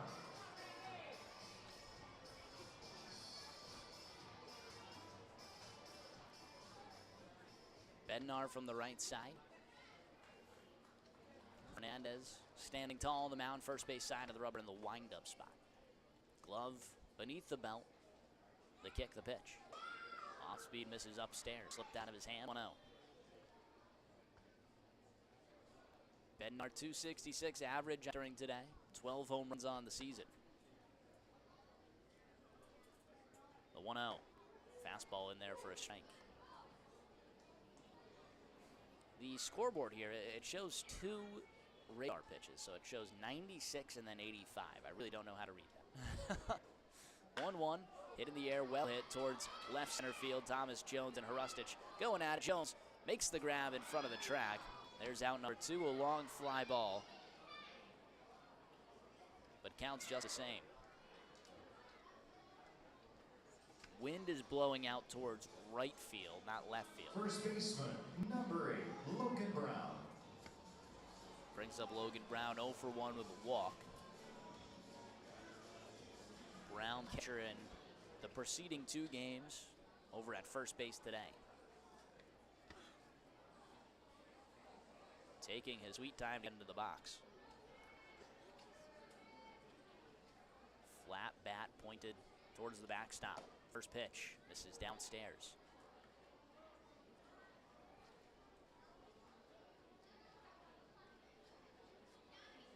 One out. In there for a strike. That's someone who just thinks about their stance way too much. The flat bat. Thinking that you just can't snap those hands quick enough through the bat path. You got to start out with the bat flat. That's interesting. 1-1.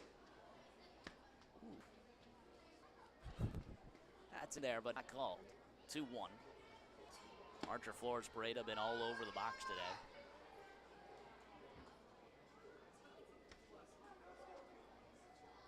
Two-one pitch. Fastball right down Broadway. 2-2. Y'all's trailed 2-1. They got 9 outs to play with. Just cannot drop another game to Evansville.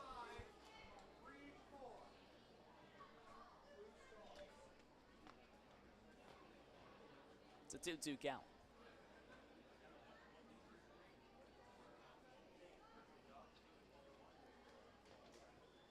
From the windup, the kick, the 2-2 pitch. Sends it in the air towards right field. Davis working back in front of the track. Reaches up and makes the grab, and that will end the inning. A couple long outs, but a 1-2-3 inning all the same. Fernandez keeps it scoreless. It's a 2-1 ball game as we head to the top of the 7th here on y'all's Baseball Network.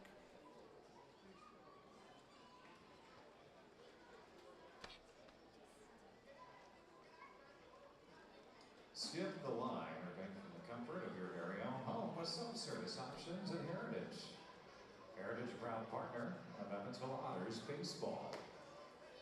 Action Club has more than 11,000 adults with disabilities around the world who are involved in this Kiwanis family program, developing leadership skills while working with others to help those in need.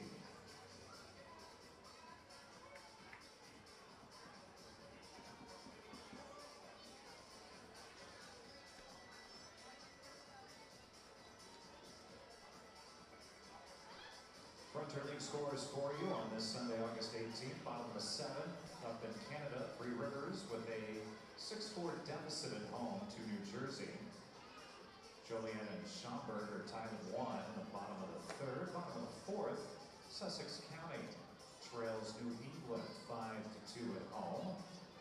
Games later today include New England at Sussex County, game 2 of a doubleheader. Tri-City at New York, Ottawa at Quebec, and Lake Erie in Washington. One other score for you, Gateway with an early 1-0 lead. And Crestwood against Windy City. FrontierLeague.com for all of the scores, stats, standings, and so much more.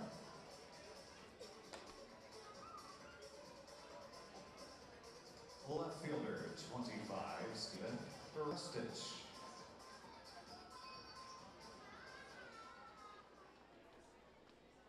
Y'all's trail 2-1 as we enter the top half of the 7th inning. Steven Harustich steps up to the plate for Florence. Harustich, Gutierrez, Jones due up for the Y'alls. That's the 6-7-8.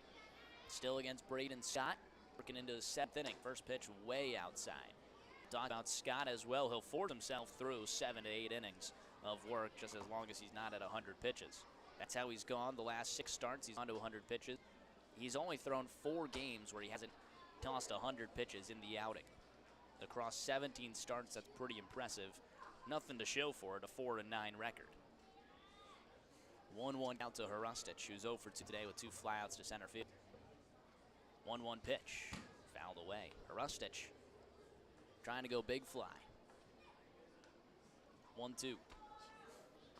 Top of 7th, we will play This Date in Baseball History, always brought to you by Titan Mechanical Solutions. Titan Mechanical Solutions team of professionals are skilled in the field of commercial and industrial service, maintenance, installation, pipe fitting, project, and plumbing management.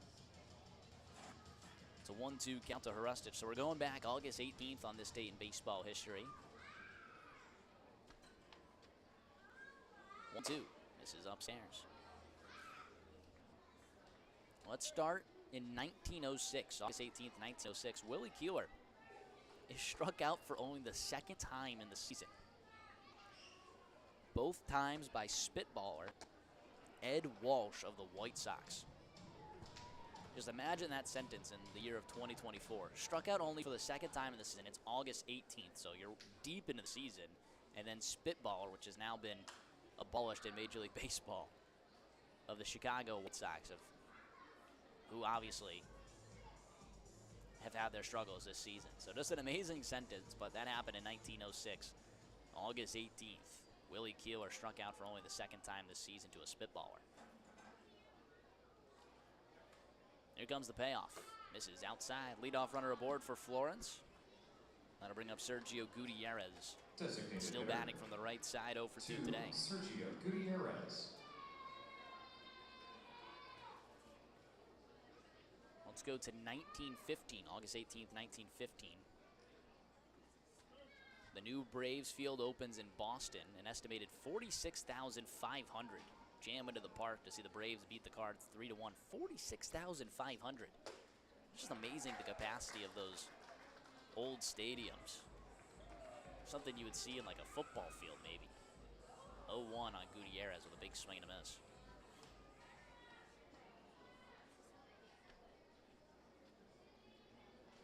Scott pickoff attempt, nothing going.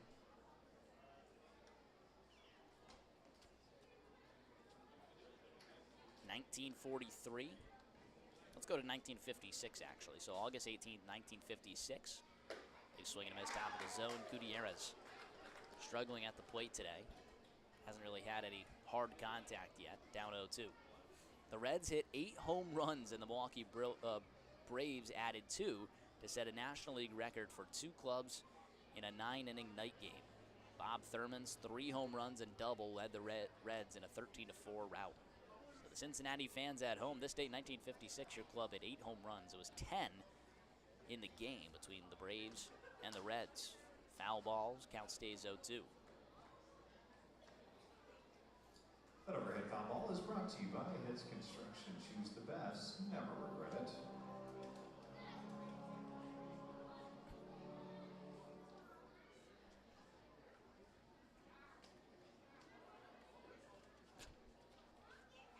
(0-2) pitch, misses outside. How about this one? 1965, August 18th, 1965. Hank Aaron, the hammer of Milwaukee, hit Kurt Simmons' pitch on top of the pavilion roof at Sportsman Park in St. Louis for an apparent home run. However, the umpire called him out for being out of the batter's box. That one's fouled away. Count stays 0-2.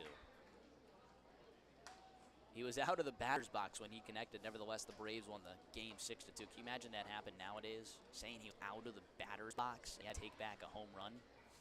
An umpire might have not made it out of the stadium, especially in like a pivotal game. Oh man, that would have been brutal. You do not see that called ever. 1-2. Hit in the air, well hit towards center field. DiGiacomo is going back and makes the grab. There's one away. Good piece there from Sergio Gutierrez. But all for naught, he's 0 for 3 on the day. Brings up Thomas Jones, 1 for 2.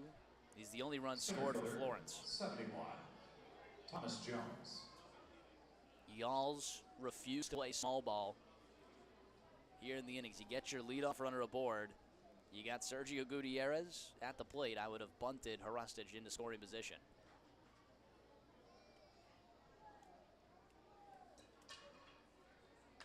First pitch to Thomas Jones fouled away. You're going to have to do it at some point. You're down 1 run, and you're just trying to tie the ball game. Y'alls haven't been able to string together hits all day against Braden Scott. Take what you can get. You were blessed with a walk. 0-1 fouled away. You got to move him into scoring position. Gutierrez didn't even show. Thomas Jones already down 0-2, so you won't see it.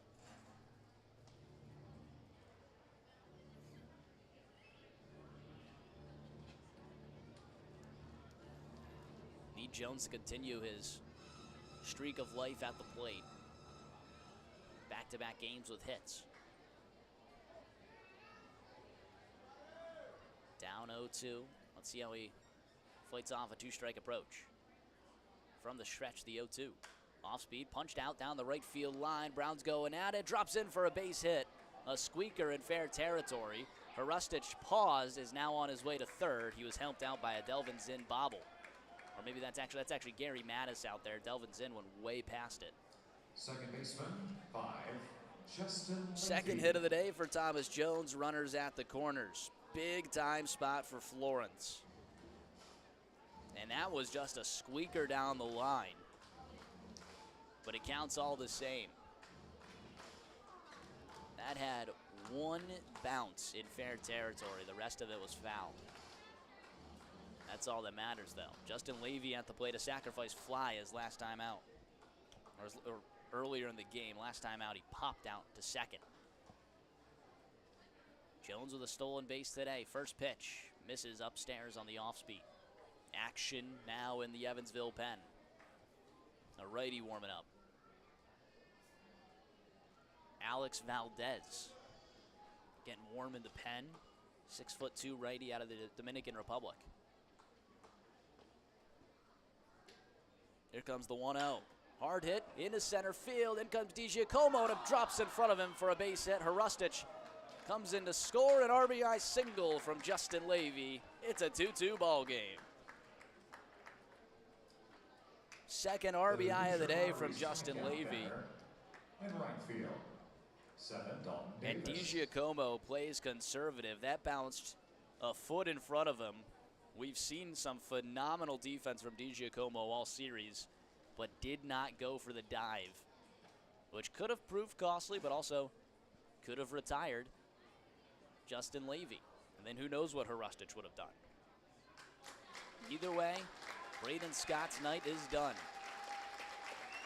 Leaves with a no decision. And Hunter Mink's off the hook as well. Right-hander coming into the game. It's a 2-2 ball game. Y'all's threatening. One away and runners on first and second. We'll be right back.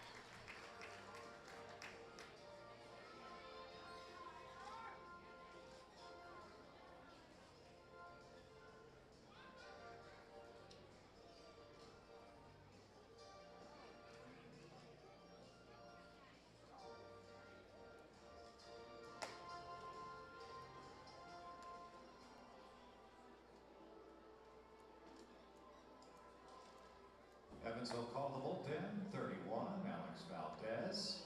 In to pitch, Valdez is on the mound. Felix behind the plate. The battery is powered by the Answer Auto Repair East. Find your battery needs at the Answer Auto Repair East. Located at 2319 North Greenville Road.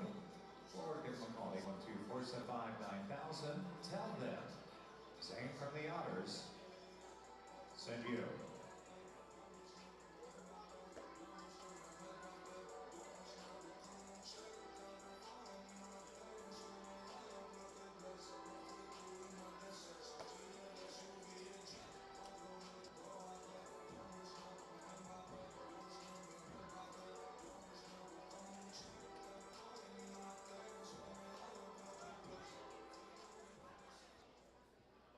Welcome back to the All Baseball Network. 2-2 ball game. Top of the order due up for Florence. It's a 2-2 game with runners on first and second.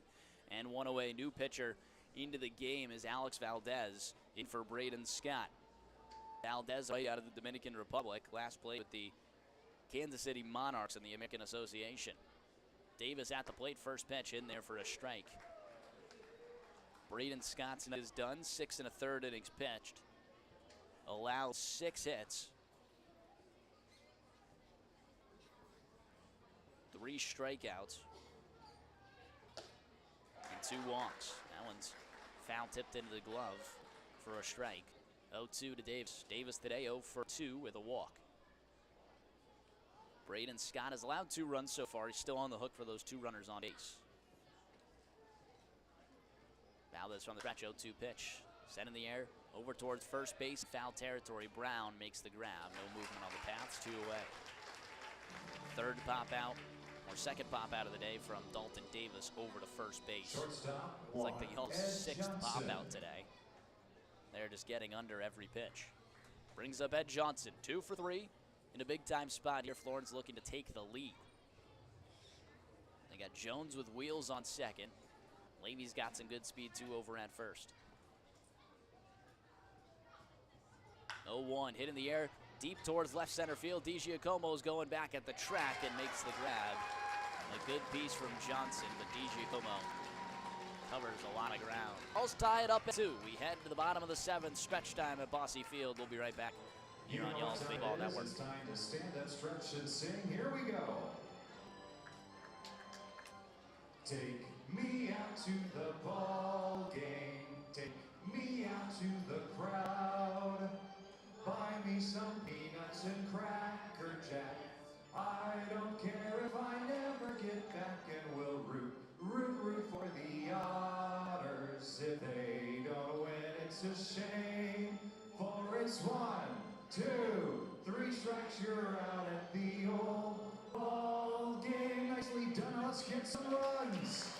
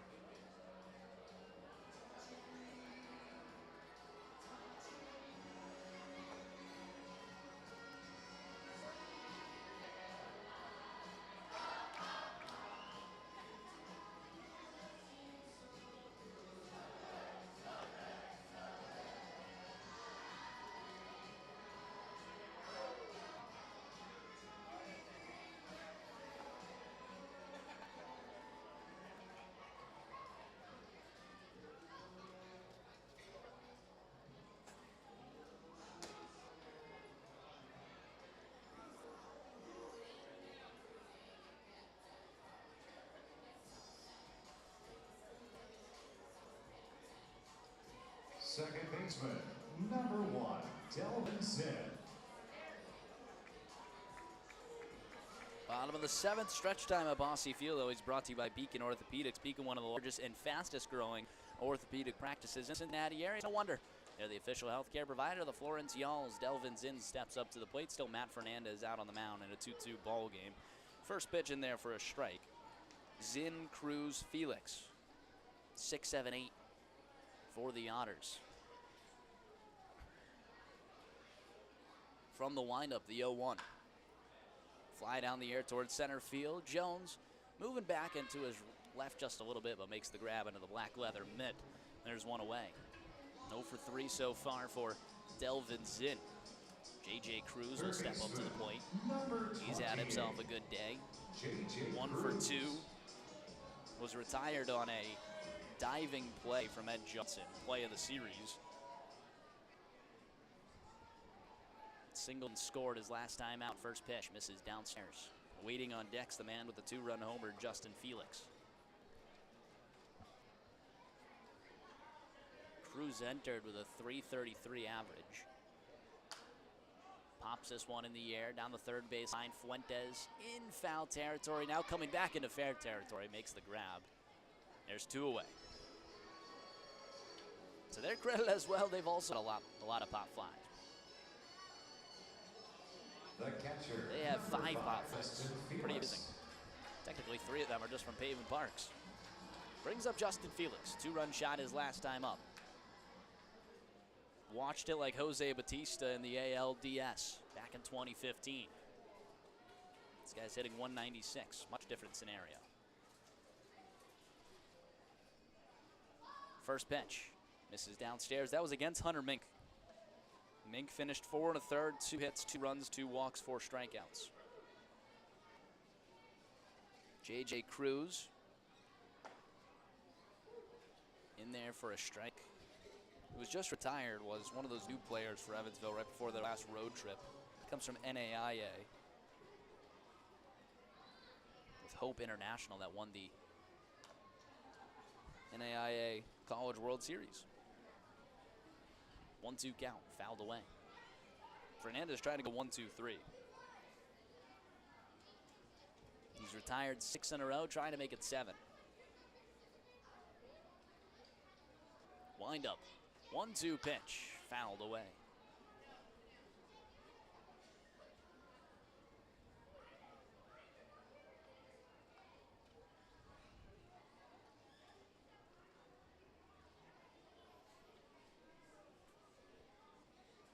We're here in the bottom of the 7th at a 2-2 ball game.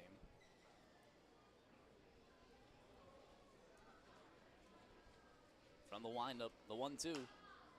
Fly it in the air down the first baseline in foul territory. Hank Zeisler is over there and makes the grab. There's been so many foul outs today.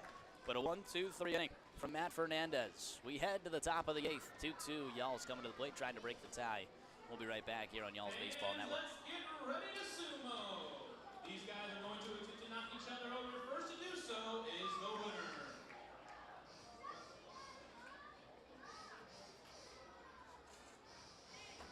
And go.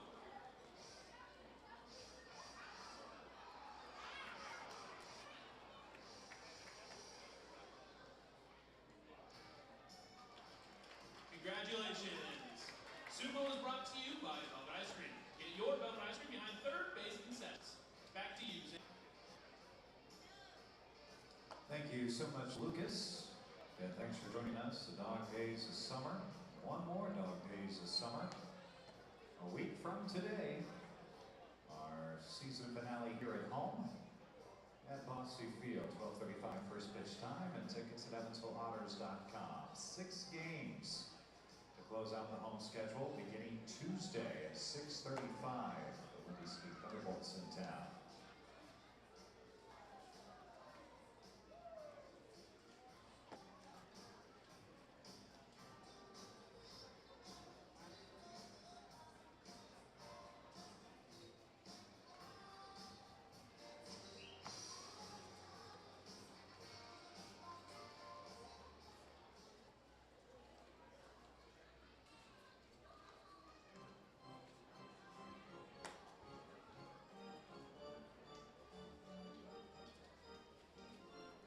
Alex Valdez stays out there. Top half of the 8th inning. Y'alls and Otters 2-2 ball game. Y'alls with a 3-4-5 due up. Fuentes, Zeisler, Richardson. Fuentes today 0 for 3. Just means he's due. Fuentes and Zeisler combined 0 for 6. That's 3-4 for Florence. Yesterday, Fuentes and Zeisler were 0 for 7. Try not to replicate that. 1-0 out of the way. Top of the 8th, we'll start looking at our out-of-town scoreboard. That's always brought to you by Maximum Plumbing. When you need residential plumbing repairs and replacements, Maximum Plumbing brings the highest standards and top-notch customer service. 1-1, misses upstairs, 2-1. So we'll look at our Frontier League scoreboard. A couple games in early going. A couple ones that we'll be watching. The New Jersey Jackals at Trois Rivières. It's a close game. Jackals, like I said, have been playing everyone extremely well. That one's fouled away. 2-2. Trois Rivières is down 6-5 in the bottom of the 8th. The bottom of the 4th, in a game that we need to watch, it's Joliet at Schaumburg. It's a 1-1 game in the bottom of the 4th there. Top of the 6th at Sussex County. New England on top of the Miners, 5-2.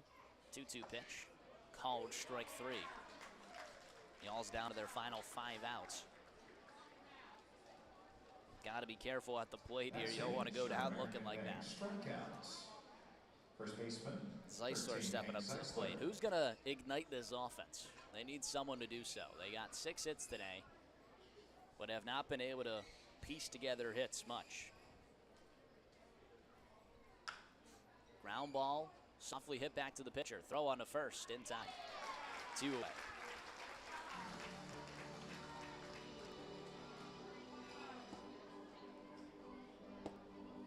The catcher, 9, Zade Richardson. Gateway and Windy City. Gateway on top, 4-0 in the bottom of the 5th. Not going to get any help for Windy City this series. I think they've cashed in their chips.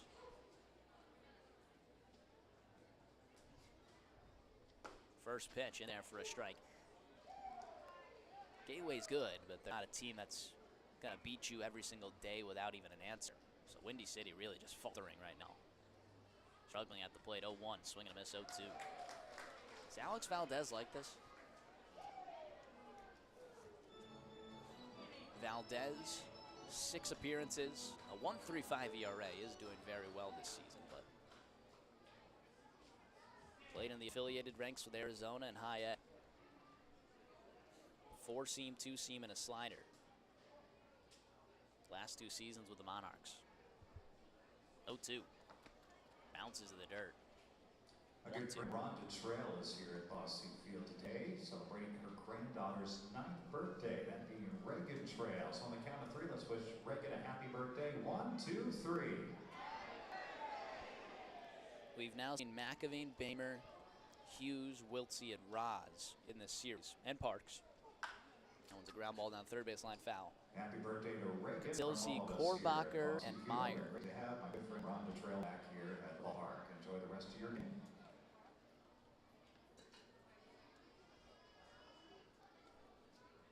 1-2. Foul away. Richardson staying alive. He's 1 for 3 today. Singled back in the 4th. Korbacher in the Pens got a 2.93 ERA. Meyer at a 2.31, so it doesn't get easier against Evansville. Got some good bullpen pieces still out there. The 1-2 pitch. Fouled away again. Good battle from Zade Richardson. Y'all's look for a spark of life here in a 2-out rally.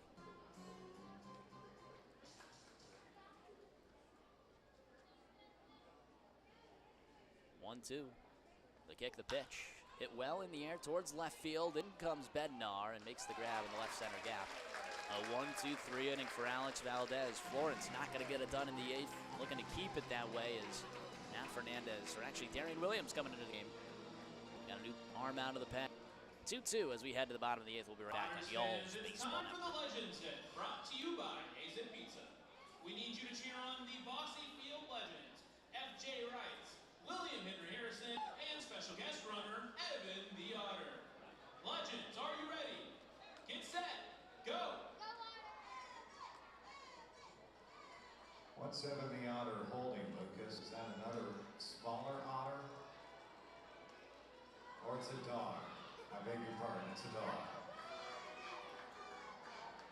Or maybe it is an otter. Or it's a raccoon, whatever your imagination desires.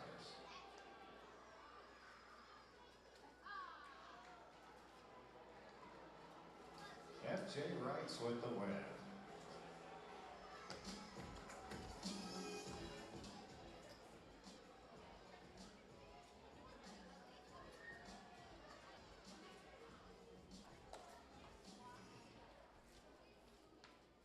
Do apologize, Manny confirms that it was in fact an otter.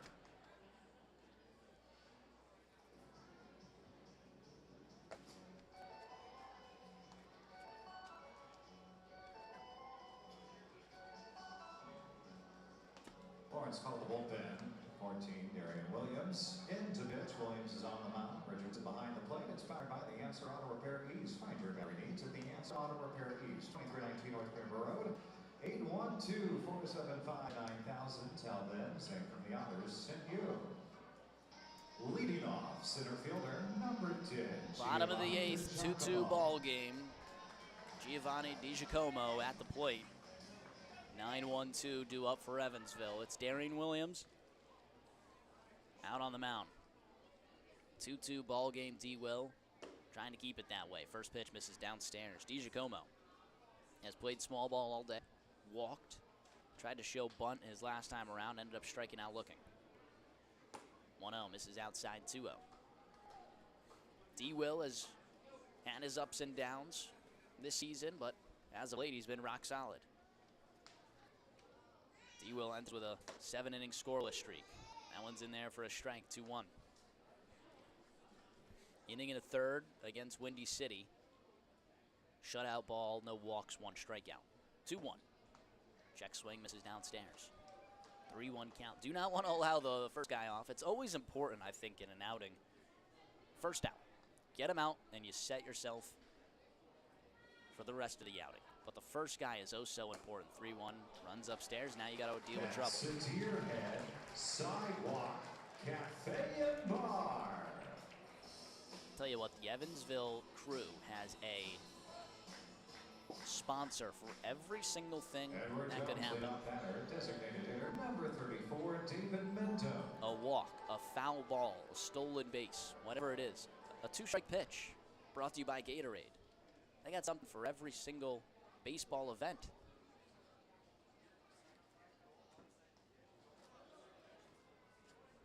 That one misses downstairs, 1-0.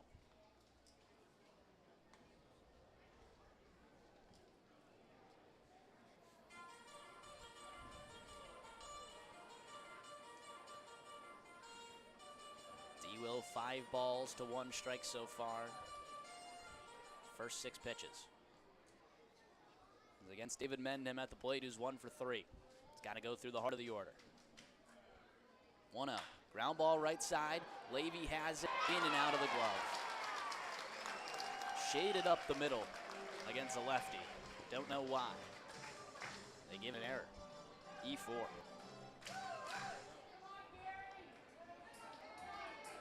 So these 2 runs will not count Darian Williams' record if they are. They come in to score.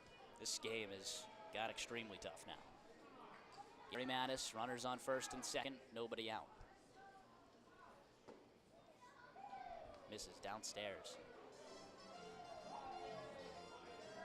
Well, what's brutal is it's so gut-wrenching for Florence because they're in the playoff race. Evansville's way out of the playoff race. And they're playing their hearts out against Florence. 1-0, fouled away. 1-1. Sometimes the best way to play baseball is if you have nothing to lose. Easier said than done when actually in the playoff race and have a lot to lose.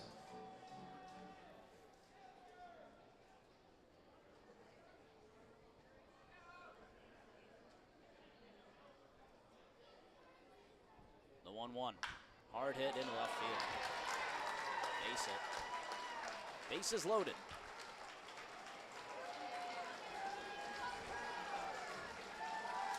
The shortstop, The guy who launched a grand slam yesterday comes up to the plate.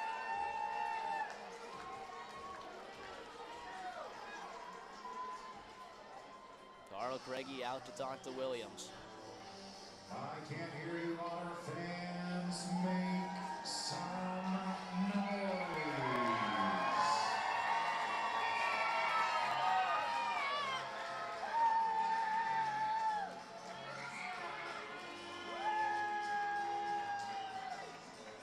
D-Will staying out there.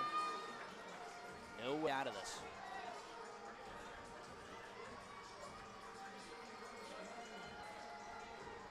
Y'all need a miracle to have no run come across.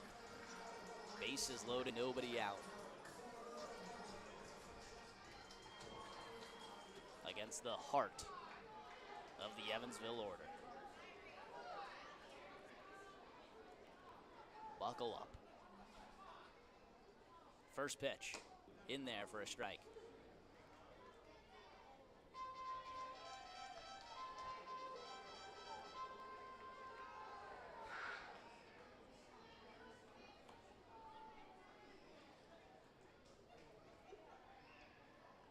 Infield pulled in.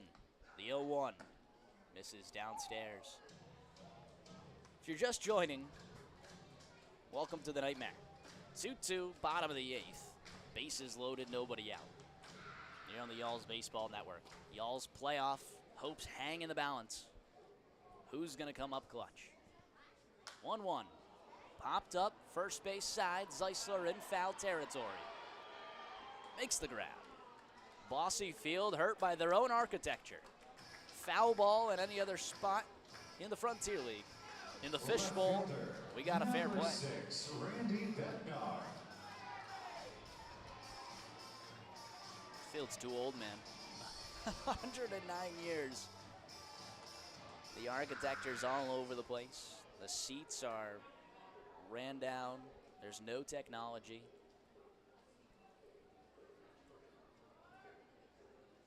It's old, man. First pitch to Bednar. In there for a strike. That's a good one for D-Will. The pop-out's big. You can end the inning with a double play, and wouldn't that be something? The old ham and eggs. Runners on first and second would be unearned. Fouled away, 0-2.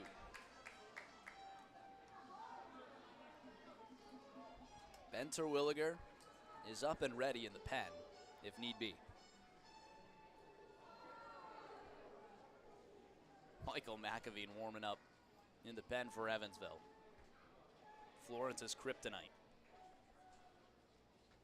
0-2.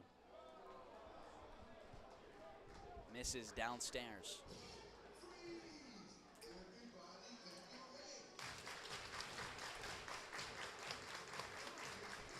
You want to know what a playoff atmosphere might feel like? Evansville on a Sunday could give you that, even when their team's out of the race. From the stretch, 1-2.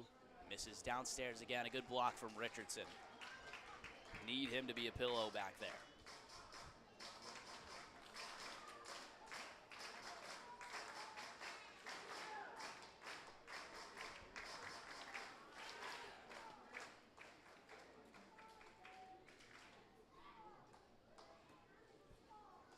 Two-two.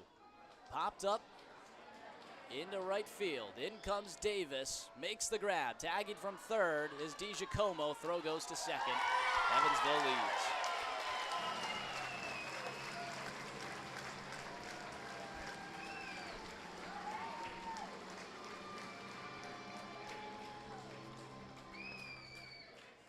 Sack fly from Randy Bednar.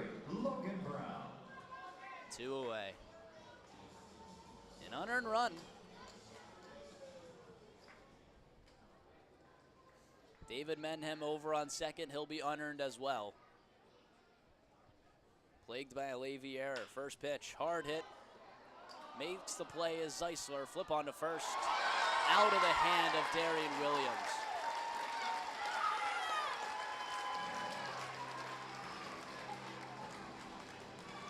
Another error.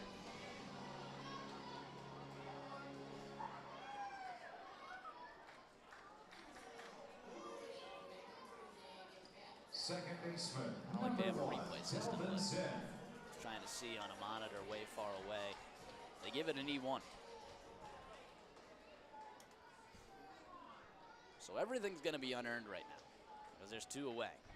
So D-Will has saved himself. That one misses inside. Everything is still going to be unearned. So if any run crosses, does not count to Darian Williams. The game hangs in the balance of the Florence offense. 1-0. Misses downstairs. Hangs in the balance of the number 1 offense in the league.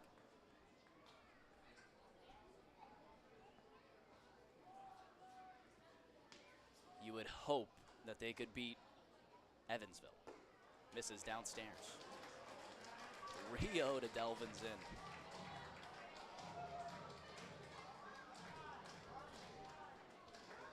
D-Will has stayed out there.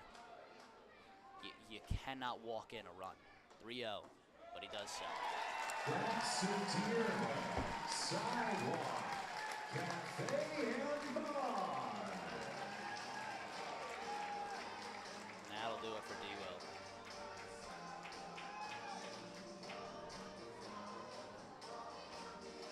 Unearned runs, but still, the job was not complete.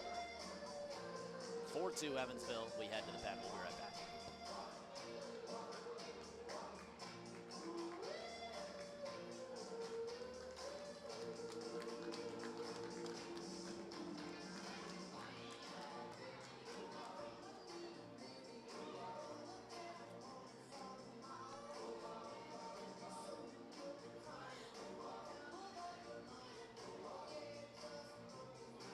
Call to the bullpen. For Florence, 26, Ben Terwilliger. And to pitch. Terwilliger is on the mound. Richardson behind the plate. Inspired by the Answer Auto Repair East 2319 North Road, 812-475-9000. Tell them, same from the Otters sent you.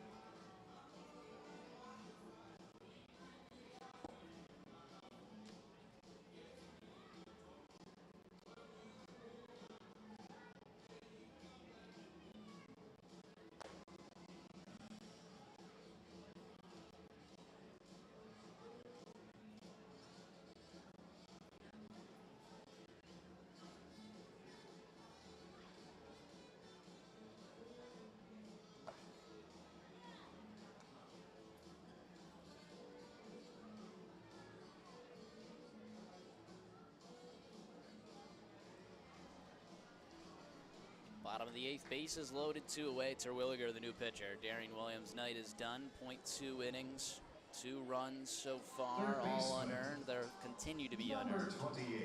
Allowed just 1 single, 2 errors in the inning. Picked up 2 walks as well, no strikeouts. Ben Terwilliger, the big righty, trying to get out of it. Florence, the damage is already done. They trail 2-0. Everything else is insurance. Or trail 4-2. Are down 2 runs. J.J. Cruz, first pitch, misses outside. Y'alls will come up with their backs against the wall in the 9th. Playoff hopes hang in the balance.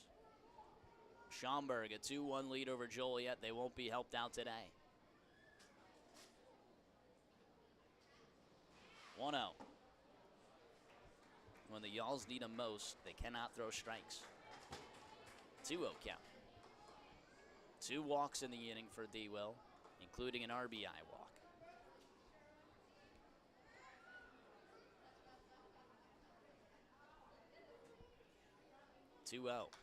Fouled away. It was a bold choice there from J.J. Cruz. 6 balls in a row from Florence pitching, and he had a 2-0 green light.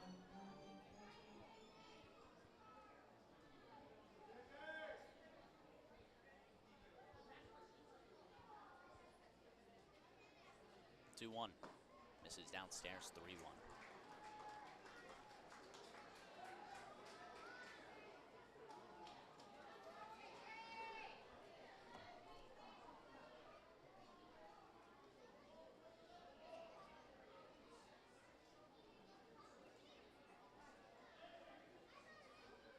3-1, fouled away, 3-2.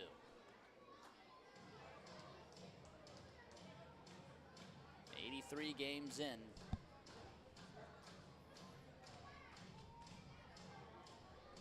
They're even at 500.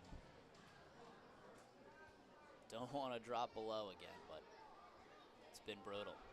Gotta win these games. Just have to beat Evansville.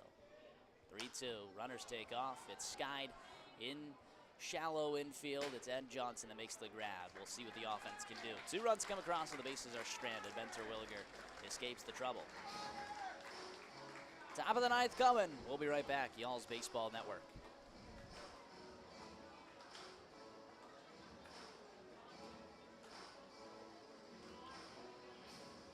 And now Indiana 811 presents the Holy Moly Shuffle. Can you find where Holy Moly put himself? Don't let him get away.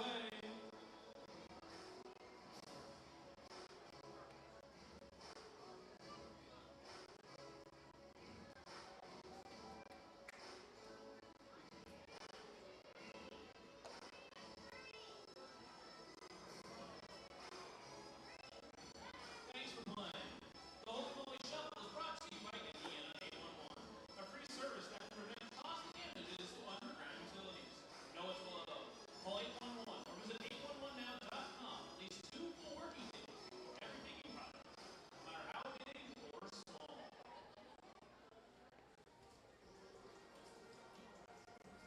Action Club empowers members to be themselves, work together with friends, and implement plans through action. As an extension of Kiwanis International, Action Club shares the mission serving children around the world. Through Action Club, members become leaders in their community.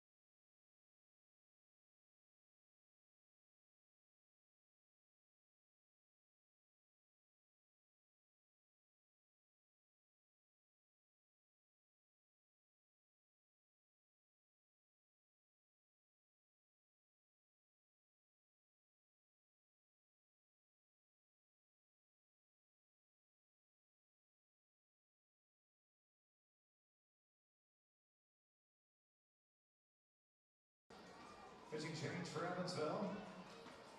Number 11, Peyton Parks now pitching. Battery Parks is on the mound. It's behind the plate. It's powered by the answer of Auto Repair East, 2319 North Rory, 12475-9000. Tell them, same from the Otters, send you. Defensive changes in addition to Parks now pitching. 1-0. Well, Jones still talking. I think it's raining as well.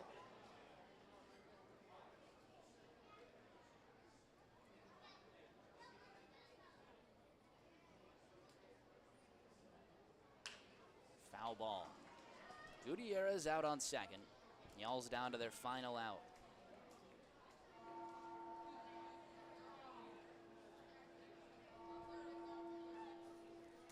I think it's gotta be light rain out on the field. But the sun's still shining. It's one of those weird spots of rain.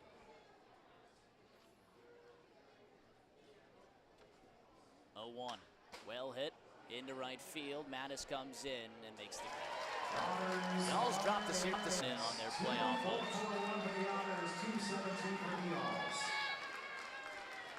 You really weren't in a position to drop any sort of series, especially to Evansville if you were going to drop one.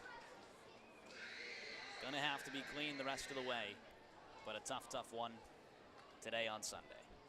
Parks gets the save. Valdez gets the win. Williams, the loss.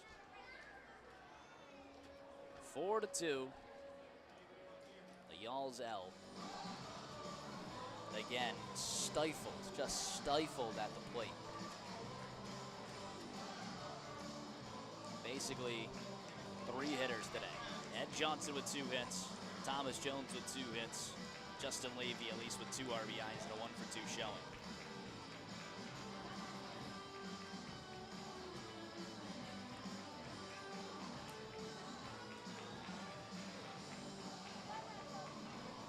Apparently it was a catcher's interference with the runner leaving the batter's box. That's what the argument was at the plate. I'd have to go back and look. But a tough one at Bosse Field.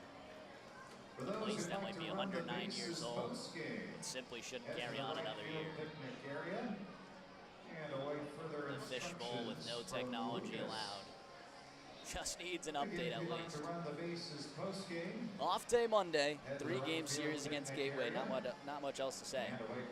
Brutal, brutal loss. Florence not going to be helped out by Joliet today.